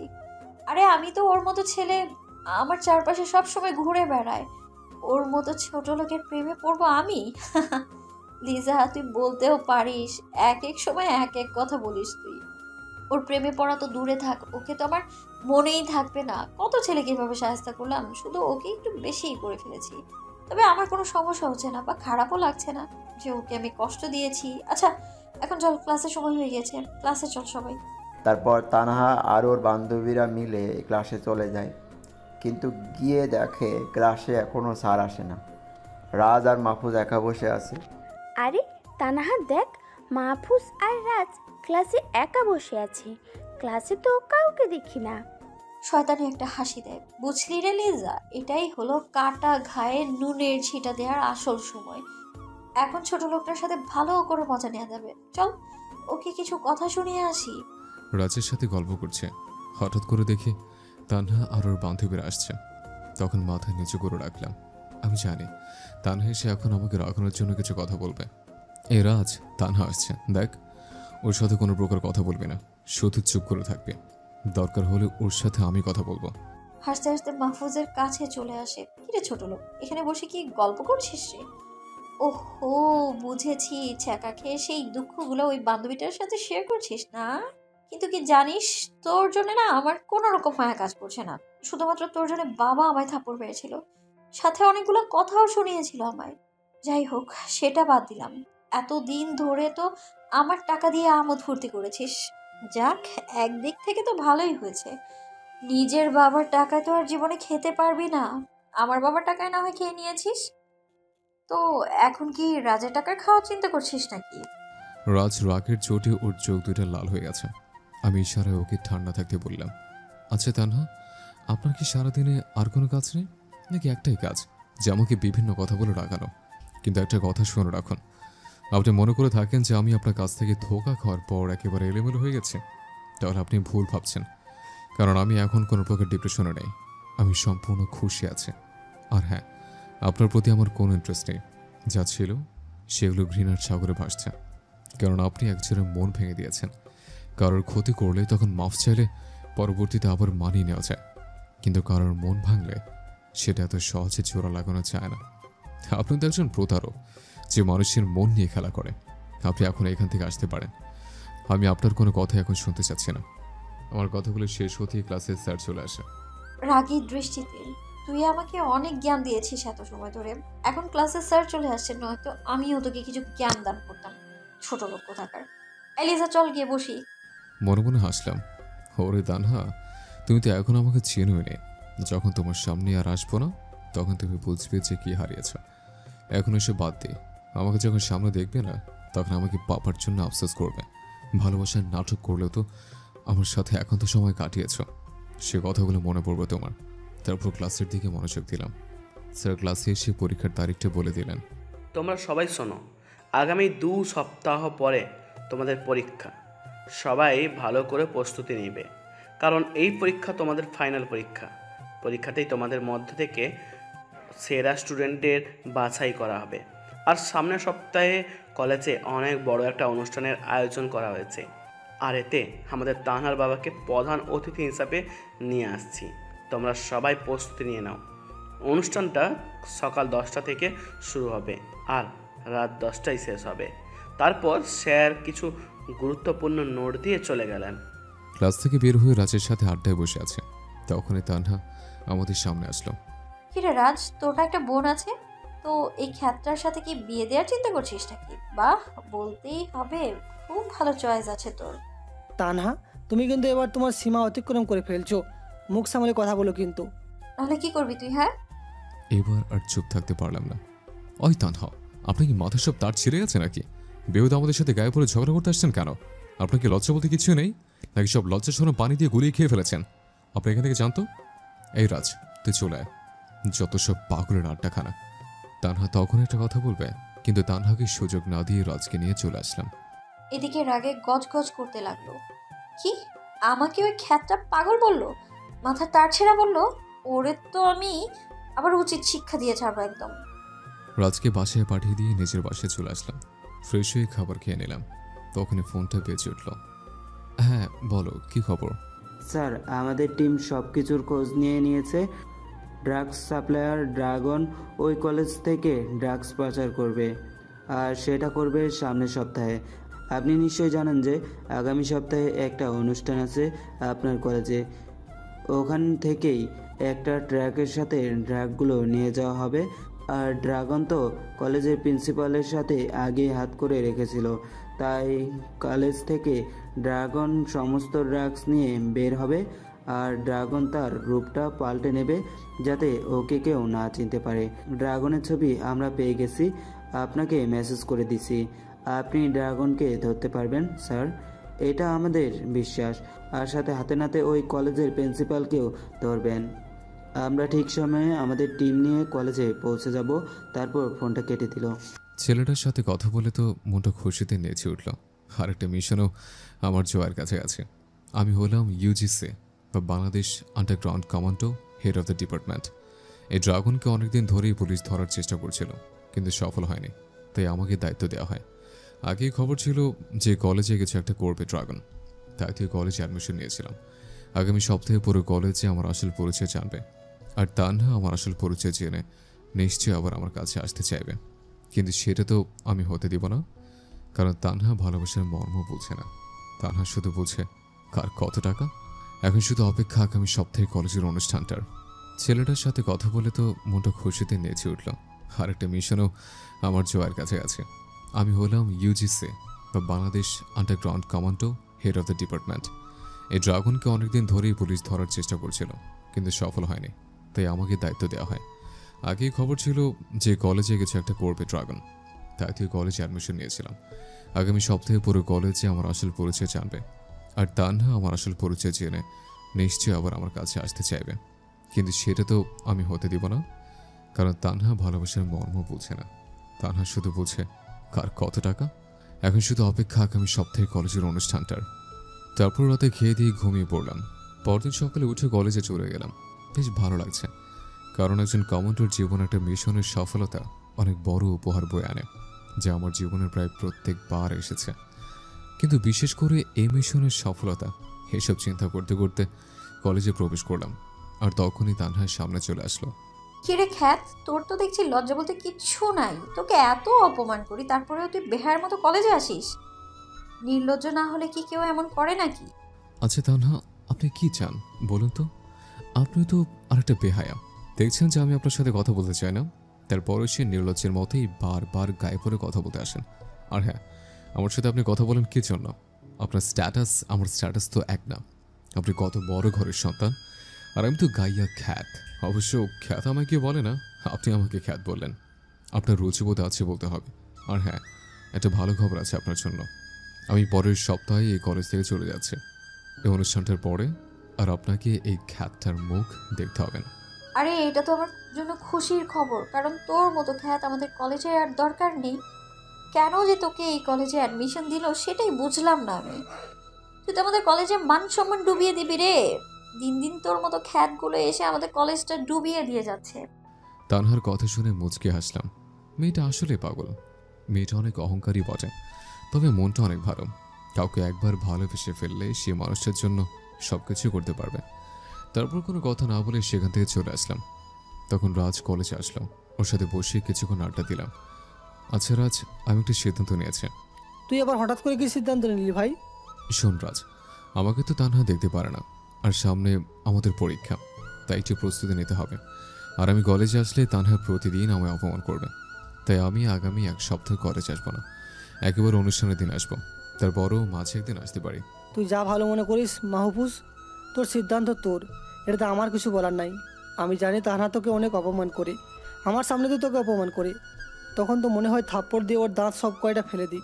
আরে ভাই, টাকা আছে বলে কি এরকম গরম দিতে হবে নাকি? আরে বাদ দে তুই তানহার কথা। আমার মাথা খারাপ ছিল, তানহার মায়াজেলে ফেসে গিয়েছিলাম। আমি তো বুঝতেই পারিনি যে তানহা আমার সাথে প্রতারণা করছে। যাই হোক, তাহলে আগামী সপ্তাহে দেখা হচ্ছে। আর এর মাঝে যদি কলেজে আসি তাহলে তোকে জানিয়ে দেবো। এখন চল, ক্যান্টিন থেকে কিছু খেয়ে বাসায় চলে যাই। তারপর দুজন মিলে ক্যান্টিন থেকে খেয়ে নেয়। মাহফুজ রাজকে বিদায় নিয়ে বাসায় চলে যায়। তারপর ফ্রেশ হয়ে ব্যায়াম করতে শুরু করে। একটানা বিকাল পর্যন্ত ব্যায়াম করে। ব্যায়াম করা শেষ হতে মোবাইলটা বেজে ওঠে।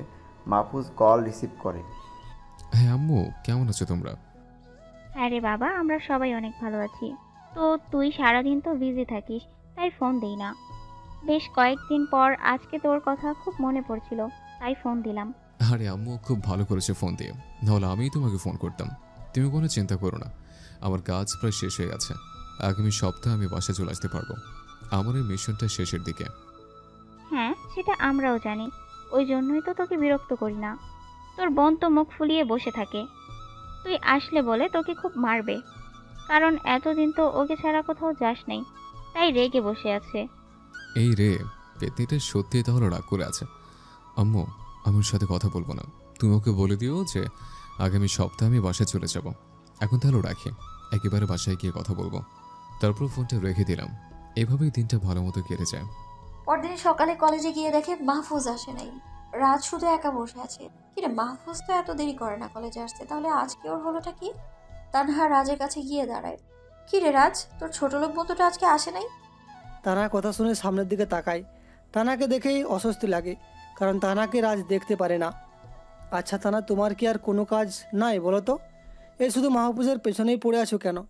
আর তুমি তো ওকে ছোটো লোক বলো, তো আজকে আবার ওর খোঁজ করছো কেন? সূর্য আজকে আবার কোন দিকে উঠলো? না, সূর্য তো পূর্ব দিকে উঠেছে। তাহলে কেসটা কি? দেখ রাজ, আমি কিন্তু তোর এইসব আজার হ্যাপাচাল শোনার জন্য আসি নাই। তোর কাছে শুধু জানতে চেয়েছি যে মাহফুজ আসে নাই কেন। আরে মাহফুজ আসে নাই কেন সেটা তো বলতে তোমার কাছে আমি বাধ্য নই। যাও গিয়ে ওর কাছে শুনে আসো যে আজকে কেন কলেজে আসেনি। তোমার উপর কিন্তু আমার সন্দেহ হচ্ছে, তুমি কি আবারও মাহফুজকে সত্যি ভালোবেসে ফেললে নাকি? কিন্তু সেটা তো আর লাভ নাই, কারণ মাহফুজ তোমাকে আর গ্রহণ করবে না। ওই ছোট লোক, রাখ তোর মাহফুজ। এই দুই ছোট লোক এক হয়ে আবার ফালতু কথা বলছে।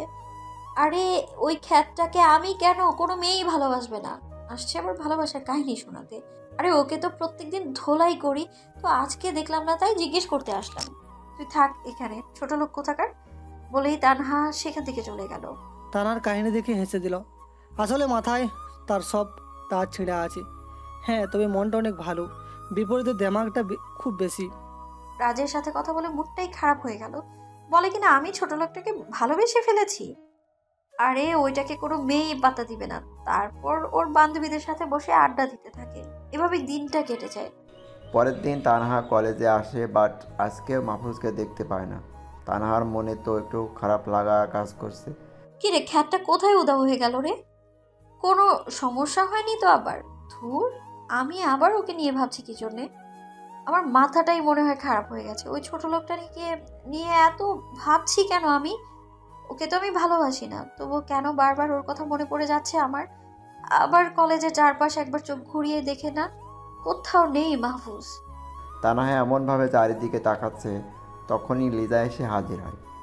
কি রে তানাহা, কাকে এত খুঁজছিস? হুম, আর এত কি ভাবছিস? কখনো তো তোকে এমন করতে দেখিনি। লিজার কথায় আটকে ওঠে। কই না তো, আমি কাউকে খুঁজছি না। আজব, এত কি নিয়ে ভাববো আমি?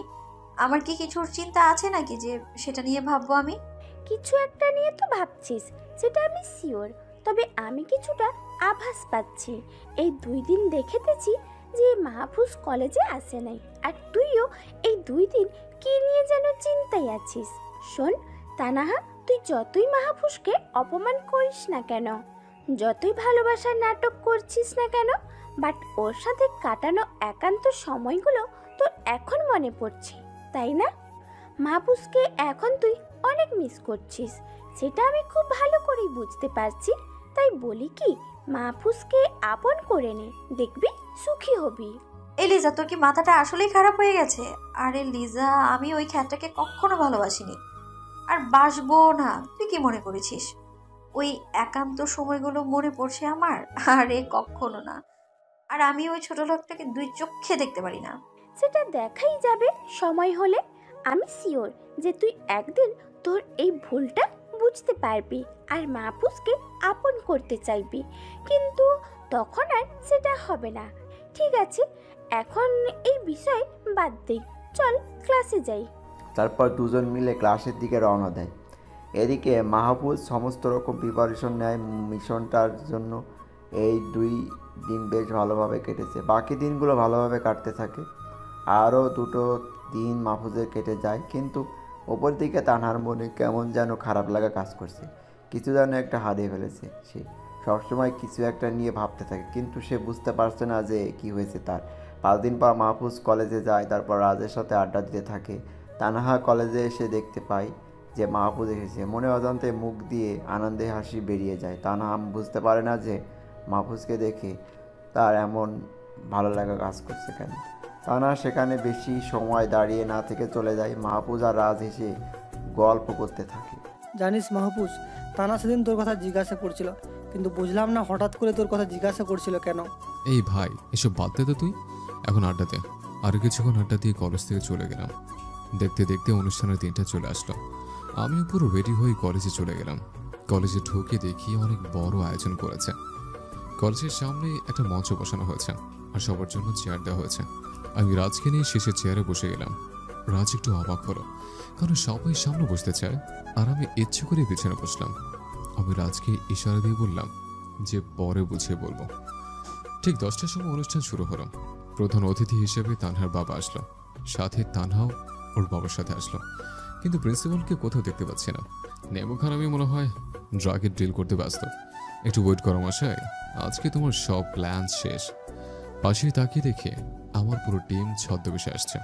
আমি তাদের দিকে ইশারা দিয়ে অবস্থান জানিয়ে দিলাম। একটু পরেই প্রিন্সিপাল এসে বক্তৃতা দেওয়া শুরু করলো। সবকিছু ঠিকঠাক চলতেছিল, কিন্তু ঠিক 12টার সময় কলেজে 10টা ট্রাক প্রবেশ করলো। সবগুলোতে অনুষ্ঠানের খাবার বোঝা যায়। আমার তো তখনই সন্দেহ হলো, খাবার আনতে আবার ট্রাক লাগে নাকি? নিশ্চয়ই এখানে গন্ডগোল রয়েছে। ট্রাকগুলো সমস্ত খাবার নামিয়ে দিয়ে ভিতরের দিকে চলে গেল। প্রায় আধা ঘন্টা পর আবার ফিরে আসলাম।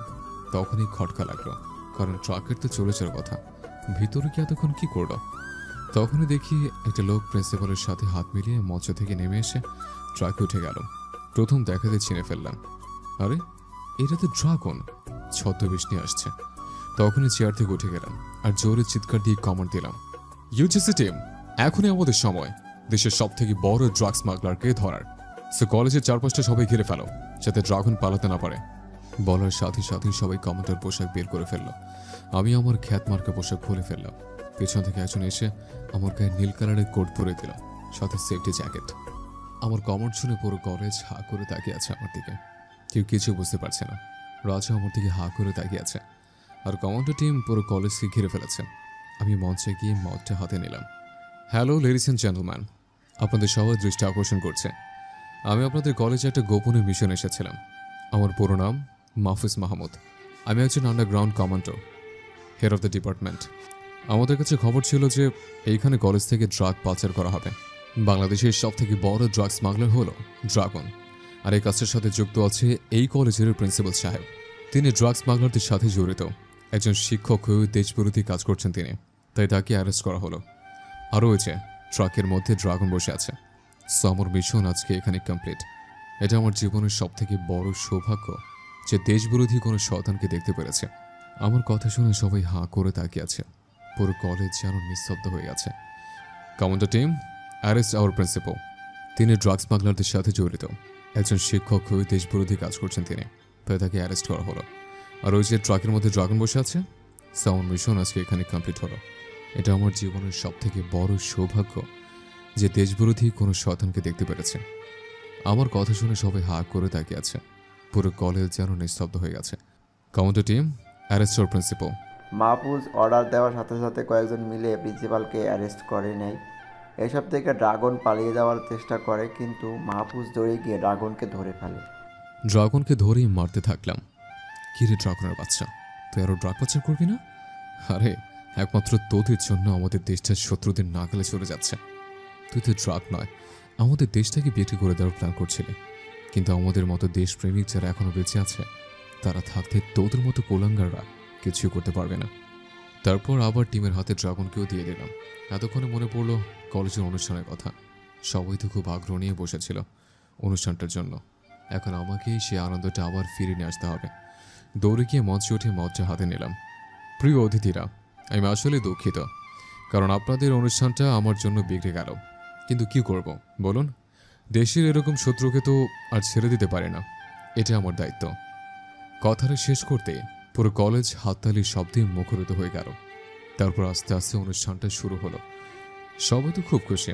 তানহার বাবা আমাকে ডেকে নিয়ে নিচের কাছে বসালেন। এদিকে তানহা তো মাহফুজের দিকে একদৃষ্টি তাকিয়ে আছে। কি থেকে কি হয়ে গেল কিছু তো মাথা ঢুকছে না। মাহফুজকে কোনো কেন জানি খুব মিস করে। এখন কয়েকদিন যাবৎ মাহফুজ কলেজে আসছিল না, তাই তো তানহা যেন মনে হচ্ছিল যে কি হারিয়ে ফেলে। তানহা মাহফুজকে যতই ঘৃণা করতো না কেন এই কয়েকদিনে নিজের অজান্তে ভালোবাসে ফেলেছে। অনুষ্ঠানে শেষ হওয়ার পর তানহার বাবার সাথে চলে যায়। অনুষ্ঠান শেষ হলে স্টেজ থেকে নেমে আসলাম। রাজ আমার কাছে দৌড়ে আসলো। স্যার, আপনি এখানে একটা মিশনের জন্য এসেছেন আর আমি আপনার সাথে কিনা এরকম ব্যবহার করেছি? এই রাজ, তোর কি মাথা খারাপ হয়ে গেছে? আমি যতই কোনো অফিসার হই না কেন আমাকে তুই করেই বলবি। হ্যাঁ, এটা ঠিক আছে যে আমি তোর থেকে বড়, কিন্তু সেটা কোনো ম্যাটার করে না। আমরা এখন থেকে খুব ভালো বন্ধু হয়ে গেছে, সো আমার নাম ধরে রাখবি। ওকে ওকে, ঠিক আছে বস। তো বস, আপনি এই সিগারেট কথাটা আমাকে বলতে পারতেন তো? শুধু এতদিন ধরে ওয়েট করালি কেন? আমি তোকে সাহায্য করতে পারতাম, আর সেই প্রথম থেকে নিজের পরিচয়টা গোপন করে গেছিস। আরে রাজ, এটা আমাদের কমান্ডোদের নিয়ম। আমি হলাম একজন আন্ডারগ্রাউন্ড কমান্ডো।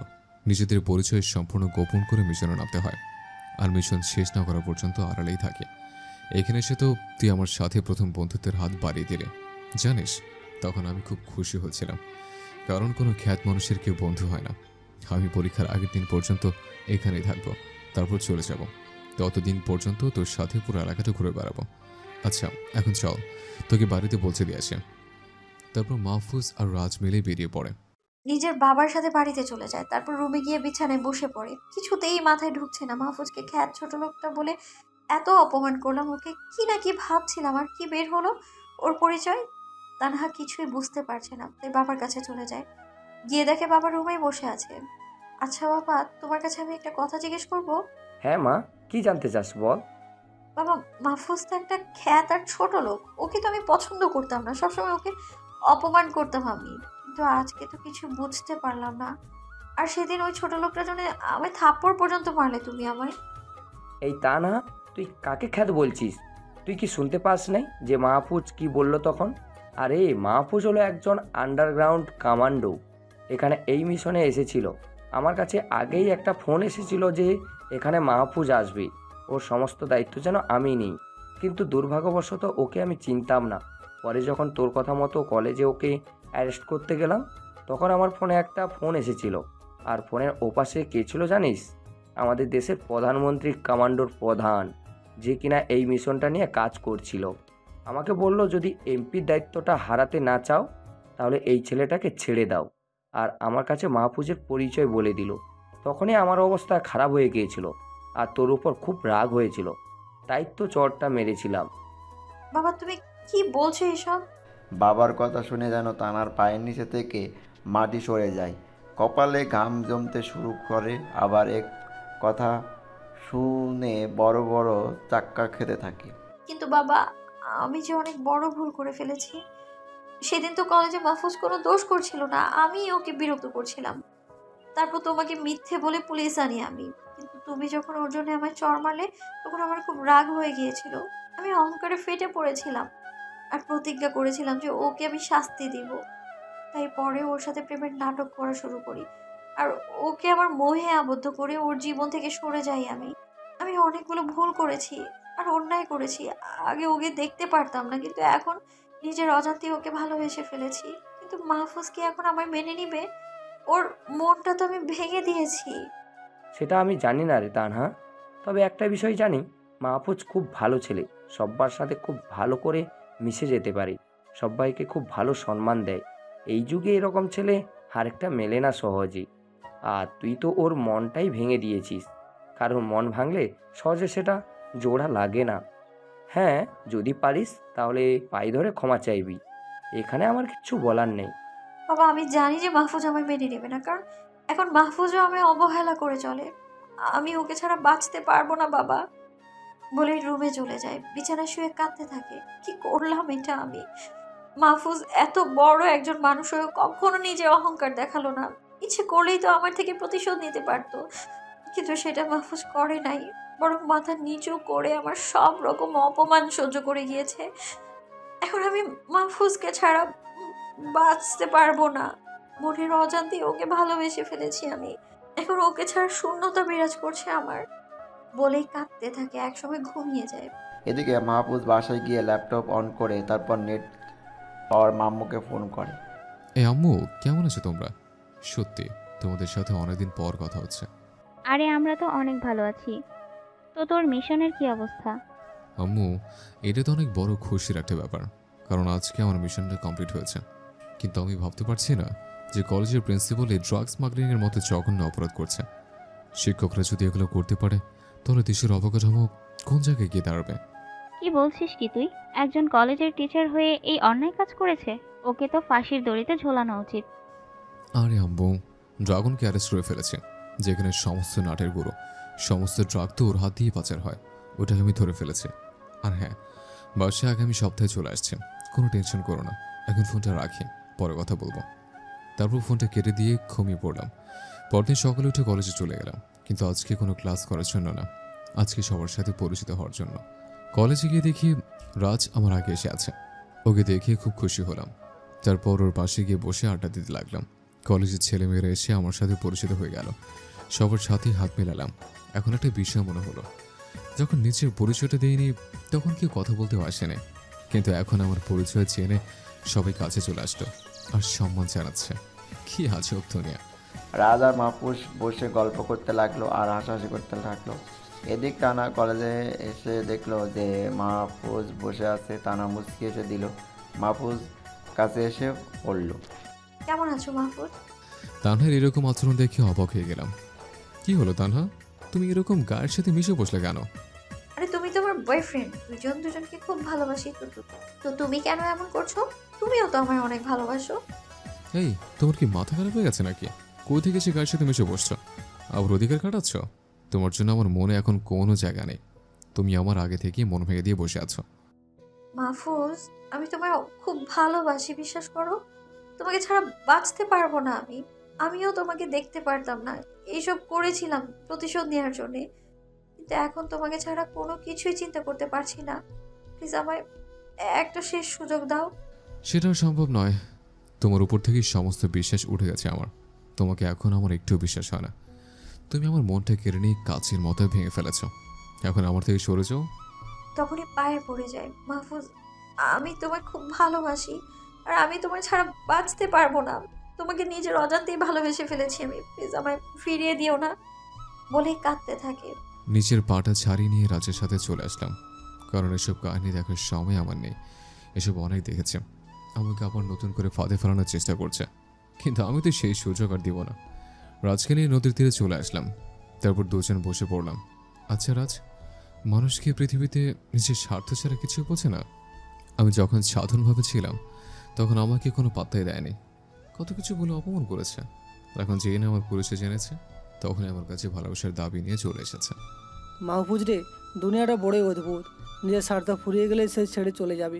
তা নাও তো সেটার ব্যতিক্রম কিছু করেনি, তোর সাথে ভালোবাসার নাটক করে চলে গেছে। আচ্ছা এখন চল বাসায় চলে যাই। তারপর দুজন বাসায় চলে গেলাম। এভাবেই কয়েকটা দিন চলে গেল। তানহা আমার কাছে অনেকবার এসেছে, কিন্তু আমি ওকে পাত্তা দিইনি। তারপর পরীক্ষার দিন চলে আসলো, কলেজে চলে গেলাম, কিন্তু তানহাকে কোথাও দেখতে পারলাম না। কি ব্যাপার, কি হয়েছে? তানহা তো কখনো দেরি করে কলেজে আসে না, কিন্তু একটু পর কলেজে একটা কালো কালারের শাড়ি পরে প্রবেশ করলো। গাড়ি থেকে একটা মেয়ে নামলো। প্রথমত চিনতে পারলাম না, তবে একটু পরেই চক্ষু চরক গাছ। আরে এটা তো তানহা।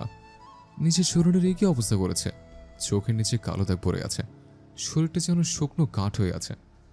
তানহা আমার দিকে তাকালো, চোখের চাহনিতে অসহায় ছাপ, কিন্তু আমি ওর চোখে চোখ রাখতে পারলাম না। মাথাটা নিচু করে ফেললাম। তারপর তানহা পরীক্ষার হলে প্রবেশ করলো। তানহা তো কখনো দেরি করে কলেজে আসে না, কিন্তু একটু পর কলেজে একটা কালো কালারের শাড়ি পরে প্রবেশ করলো। গাড়ি থেকে একটা মেয়ে নামলো। প্রথমত চিনতে পারলাম না, তবে একটু পরেই চক্ষু চরক গাছ।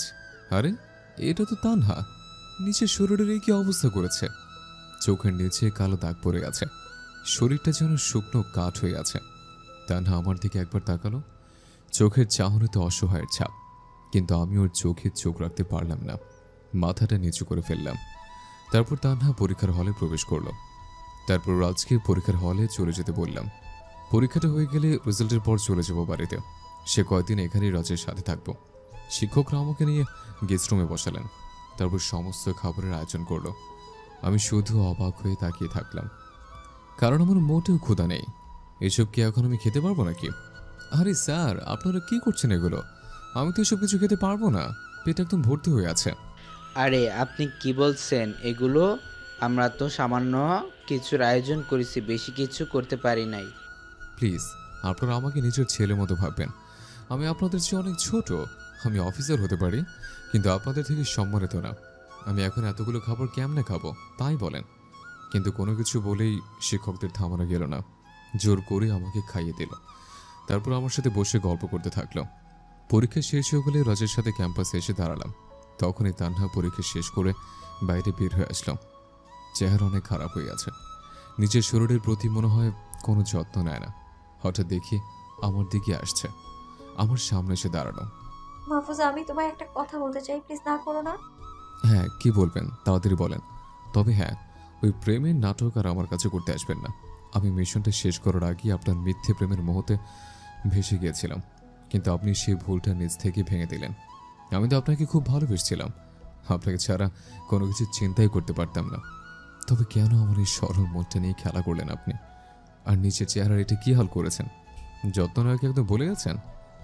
আপনি তো কলেজের টপ সুন্দরী, তো হঠাৎ করে আপনার চেহারা হলোটা কি? মাহফুজের কথাটা শুনে শুকনো মুখে একটা ম্লান হাসি দেয়, যেখানে কষ্টের ছাপ আছে।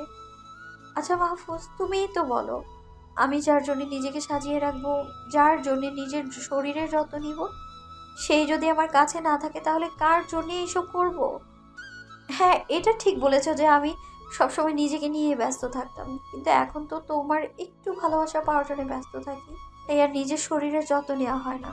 কিন্তু আমার ভালোবাসার মানুষটা সামনে দাঁড়িয়ে আছে, আপন হতে পারছি না। লিজা ঠিকই বলেছিল, যেদিন ভালোবাসার মানুষটার মর্ম বুঝবো তখন হয়তো সে হারিয়ে গেলে আর ধরতে পারবো না তাকে আমি। আর এখন তোমার সাথে ঠিক এটাই হচ্ছে। আমি তো এখন নিজেকে ফিল করতে পারি না, মনে হয় দুনিয়ার থেকে অল্প দিনেই হারিয়ে যাব আমি। আর এখন শেষে একটা কথা বলে যাচ্ছি, আমি তোমায় খুব ভালোবাসি, আর তুমিও আমায় ভালোবাসো, কিন্তু আমি তোমার মনে আঘাত করেছি তাই মেনে নিচ্ছ না তুমি। যেদিন আমি হারিয়ে যাব সেদিন নিশ্চয়ই তুমি আমার জন্য কাঁদবে। এটাই আমার শেষ কথা। আশা করি তোমাকে আর ডিস্টার্ব করবো না আমি। ভালো থেকো বলে একটা ম্লান হাসি দিয়ে চলে গেল। তানহার কথা শুনে একবার নড়তে পারলাম না, কারণ ওর শেষের কয়েকটা কথা কানের মধ্যে বাজতে লাগলো। সত্যিই তো, আমি তানহাকে এখনো অনেক ভালোবাসি, কিন্তু কিছু একটা আমাকে ওর থেকে দূরে রেখে দিয়েছে। মনে হয় আমার মনটা এখনো ওর উপর রাগ করে আছে। তবে সত্যি বলতে তানহা অনেক চেঞ্জ হয়ে আছে। যাক, সেটা পরে দেখা যাবে। এখন বাসায় গিয়ে বিশ্রাম নেওয়া যাক। রাজকে বাসায় পাঠিয়ে দিয়ে নিজে বাসায় চলে গেলাম। এভাবেই কয়েকটা দিন কেটে গেল। পরীক্ষা শেষ হয়ে গেছে, এর মধ্যেই কলেজে নতুন প্রিন্সিপাল নিয়োগ হয়েছে, আর অল্প কয়েকদিনও রেজাল্ট বের হবে। আমাকে বিশেষ অতিথি হিসেবে ইনভাইট করা হয়েছে। পরিবারের সাথেও অনেকদিন হলো দেখা হয় না, তাই ওদেরকেও বলেছি এখানে চলে আসতে। সব মিলে অনেক খুশি লাগছে। বিকেলবেলায় রাজকে ফোন দিয়ে একটা পার্কে আসতে বললাম, তারপর নিজে তৈরি হয়ে চলে গেলাম। পার্কে গিয়ে দেখি রাজও আসছে। রাজকে দেখে তো নিজেই ফিদা হয়ে গেলাম। আজ ওকে অনেক সুন্দর লাগছে। কি রে রাজ, আজকে তো তোকে একদম হিরো লাগছে রে। এই হয়েছে, আর পাম দিতে হবে না। তুই কি কম সুন্দর নাকি? চল এখন গিয়ে এক জায়গায় বসি। আচ্ছা মাহফুজ, আমার কিন্তু তানাকে দেখে অনেক খারাপ লাগছে। তানা কিন্তু সত্যি অনেক পরিবর্তন হয়ে গেছে, সত্যিই তোকে অনেক ভালোবেসে ফেলেছে। আর ওর শরীরের অবস্থা দেখেছিস? হ্যাঁ, তানহাকে এখন আমি অনেক ভালোবাসি, তবে কি জন্য যেন ওকে আপন করে নিতে পারছি না। আমি ওকে দেখে তো আমার অনেক খারাপ লাগছে, তবে ভাবছি আপন করে নেব। বলছিস তো যে ওকে আপন করে নিবি, তবে দেখিস যেন দেরি না হয়ে যায়। ওর যা অবস্থা দেখলাম সেটাতে দুনিয়া থেকেই মনে হচ্ছে হারিয়ে যাবি। তুই ওকে খুব তাড়াতাড়ি আপন করে নে। হ্যাঁ, সেটা দেখব। জানিস, আমার পরিবারকে এখানে নিয়ে আসতেছে। তোদের রেজাল্টের দিন তো পুরো পরিবার সহ আমি উপস্থিত থাকবো। খুব মজা করবো দুজন। আর তানহার বাবাকেও তো ইনভাইট করা হয়েছে। রাজের সাথে আরও অনেক সময় গল্প করলাম। খুব সুন্দর ছিল মুহূর্তটা। সন্ধ্যার দিকে বাসায় চলে আসলাম। এভাবেই কেটে গেল আরও 2 দিন। কালকে কলেজের রেজাল্ট দেবে। নতুন একটা হোটেল উঠেছে আজকে রাতের জন্য। রাতে বিছানা বসে ফেসবুকিং করছিলাম, হঠাৎ দরজার কলিং বেলটা বেজে উঠল। দরজা খুলে দেখি আব্বু আম্মু আর আমার বোন যারা চলে এসেছে। আমাকে দেখেই তো পাগলিটা জড়িয়ে ধরলো। কেমন আছিস তুই ভাইয়া? হ্যাঁ রে কিউটি, আমি অনেক ভালো আছি। তুই কেমন আছিস? ভাইয়া রে, এখন খুব ভালো থাকবো, কারণ আমি তোকে পেয়ে গেছি। তোকে আজ খুব করে জ্বালাবো। আর একবার শুধু বাসায় যা, তোরে বিয়ে কেমন করে দিতে হয় সেটা খুব ভালো করে জানি আমি। আচ্ছা, যা ইচ্ছা হয় করবি।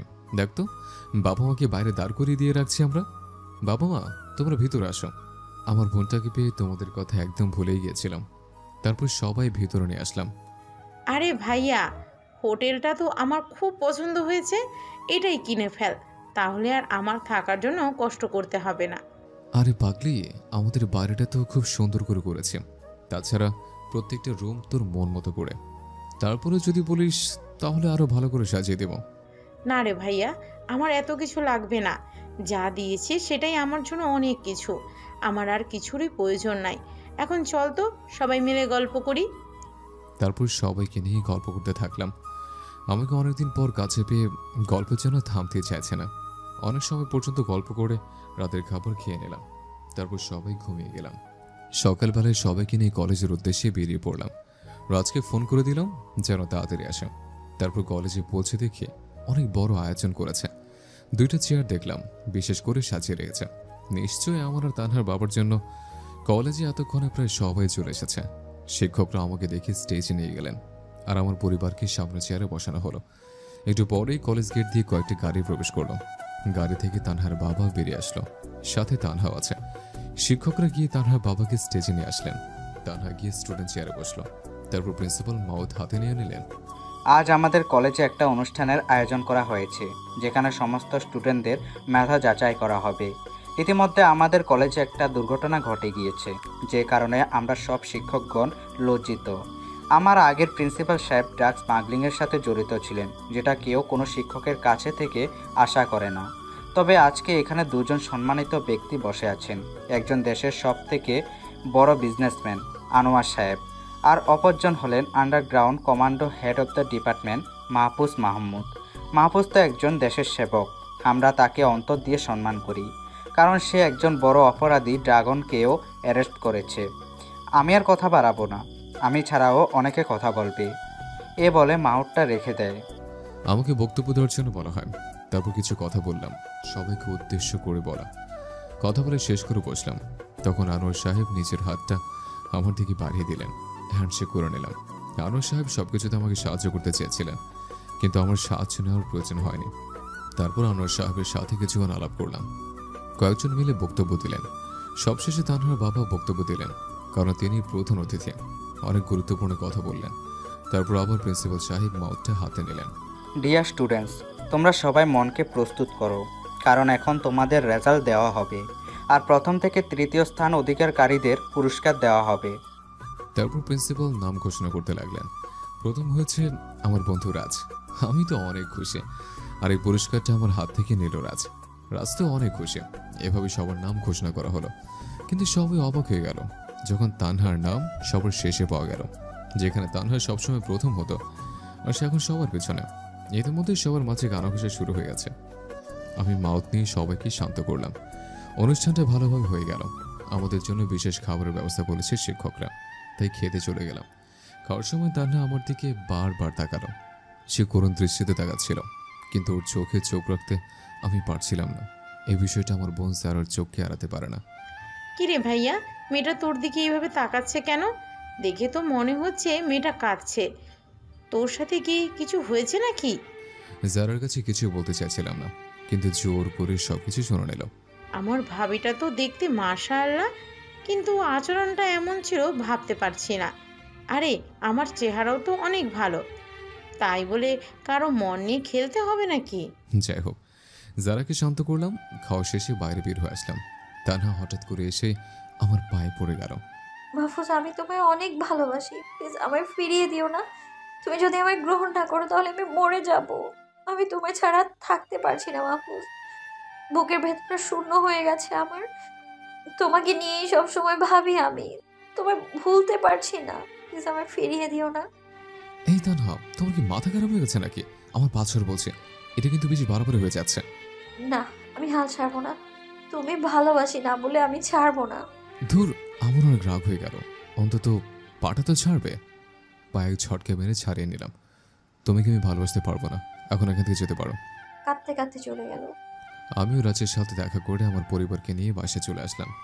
কয়েকজন বন্ধু আমার আসার খবর পেয়ে বাড়িতে জড়ো হয়ে গেল। সারাটা দিন খুব আনন্দের মধ্যে দিয়ে কাটলো।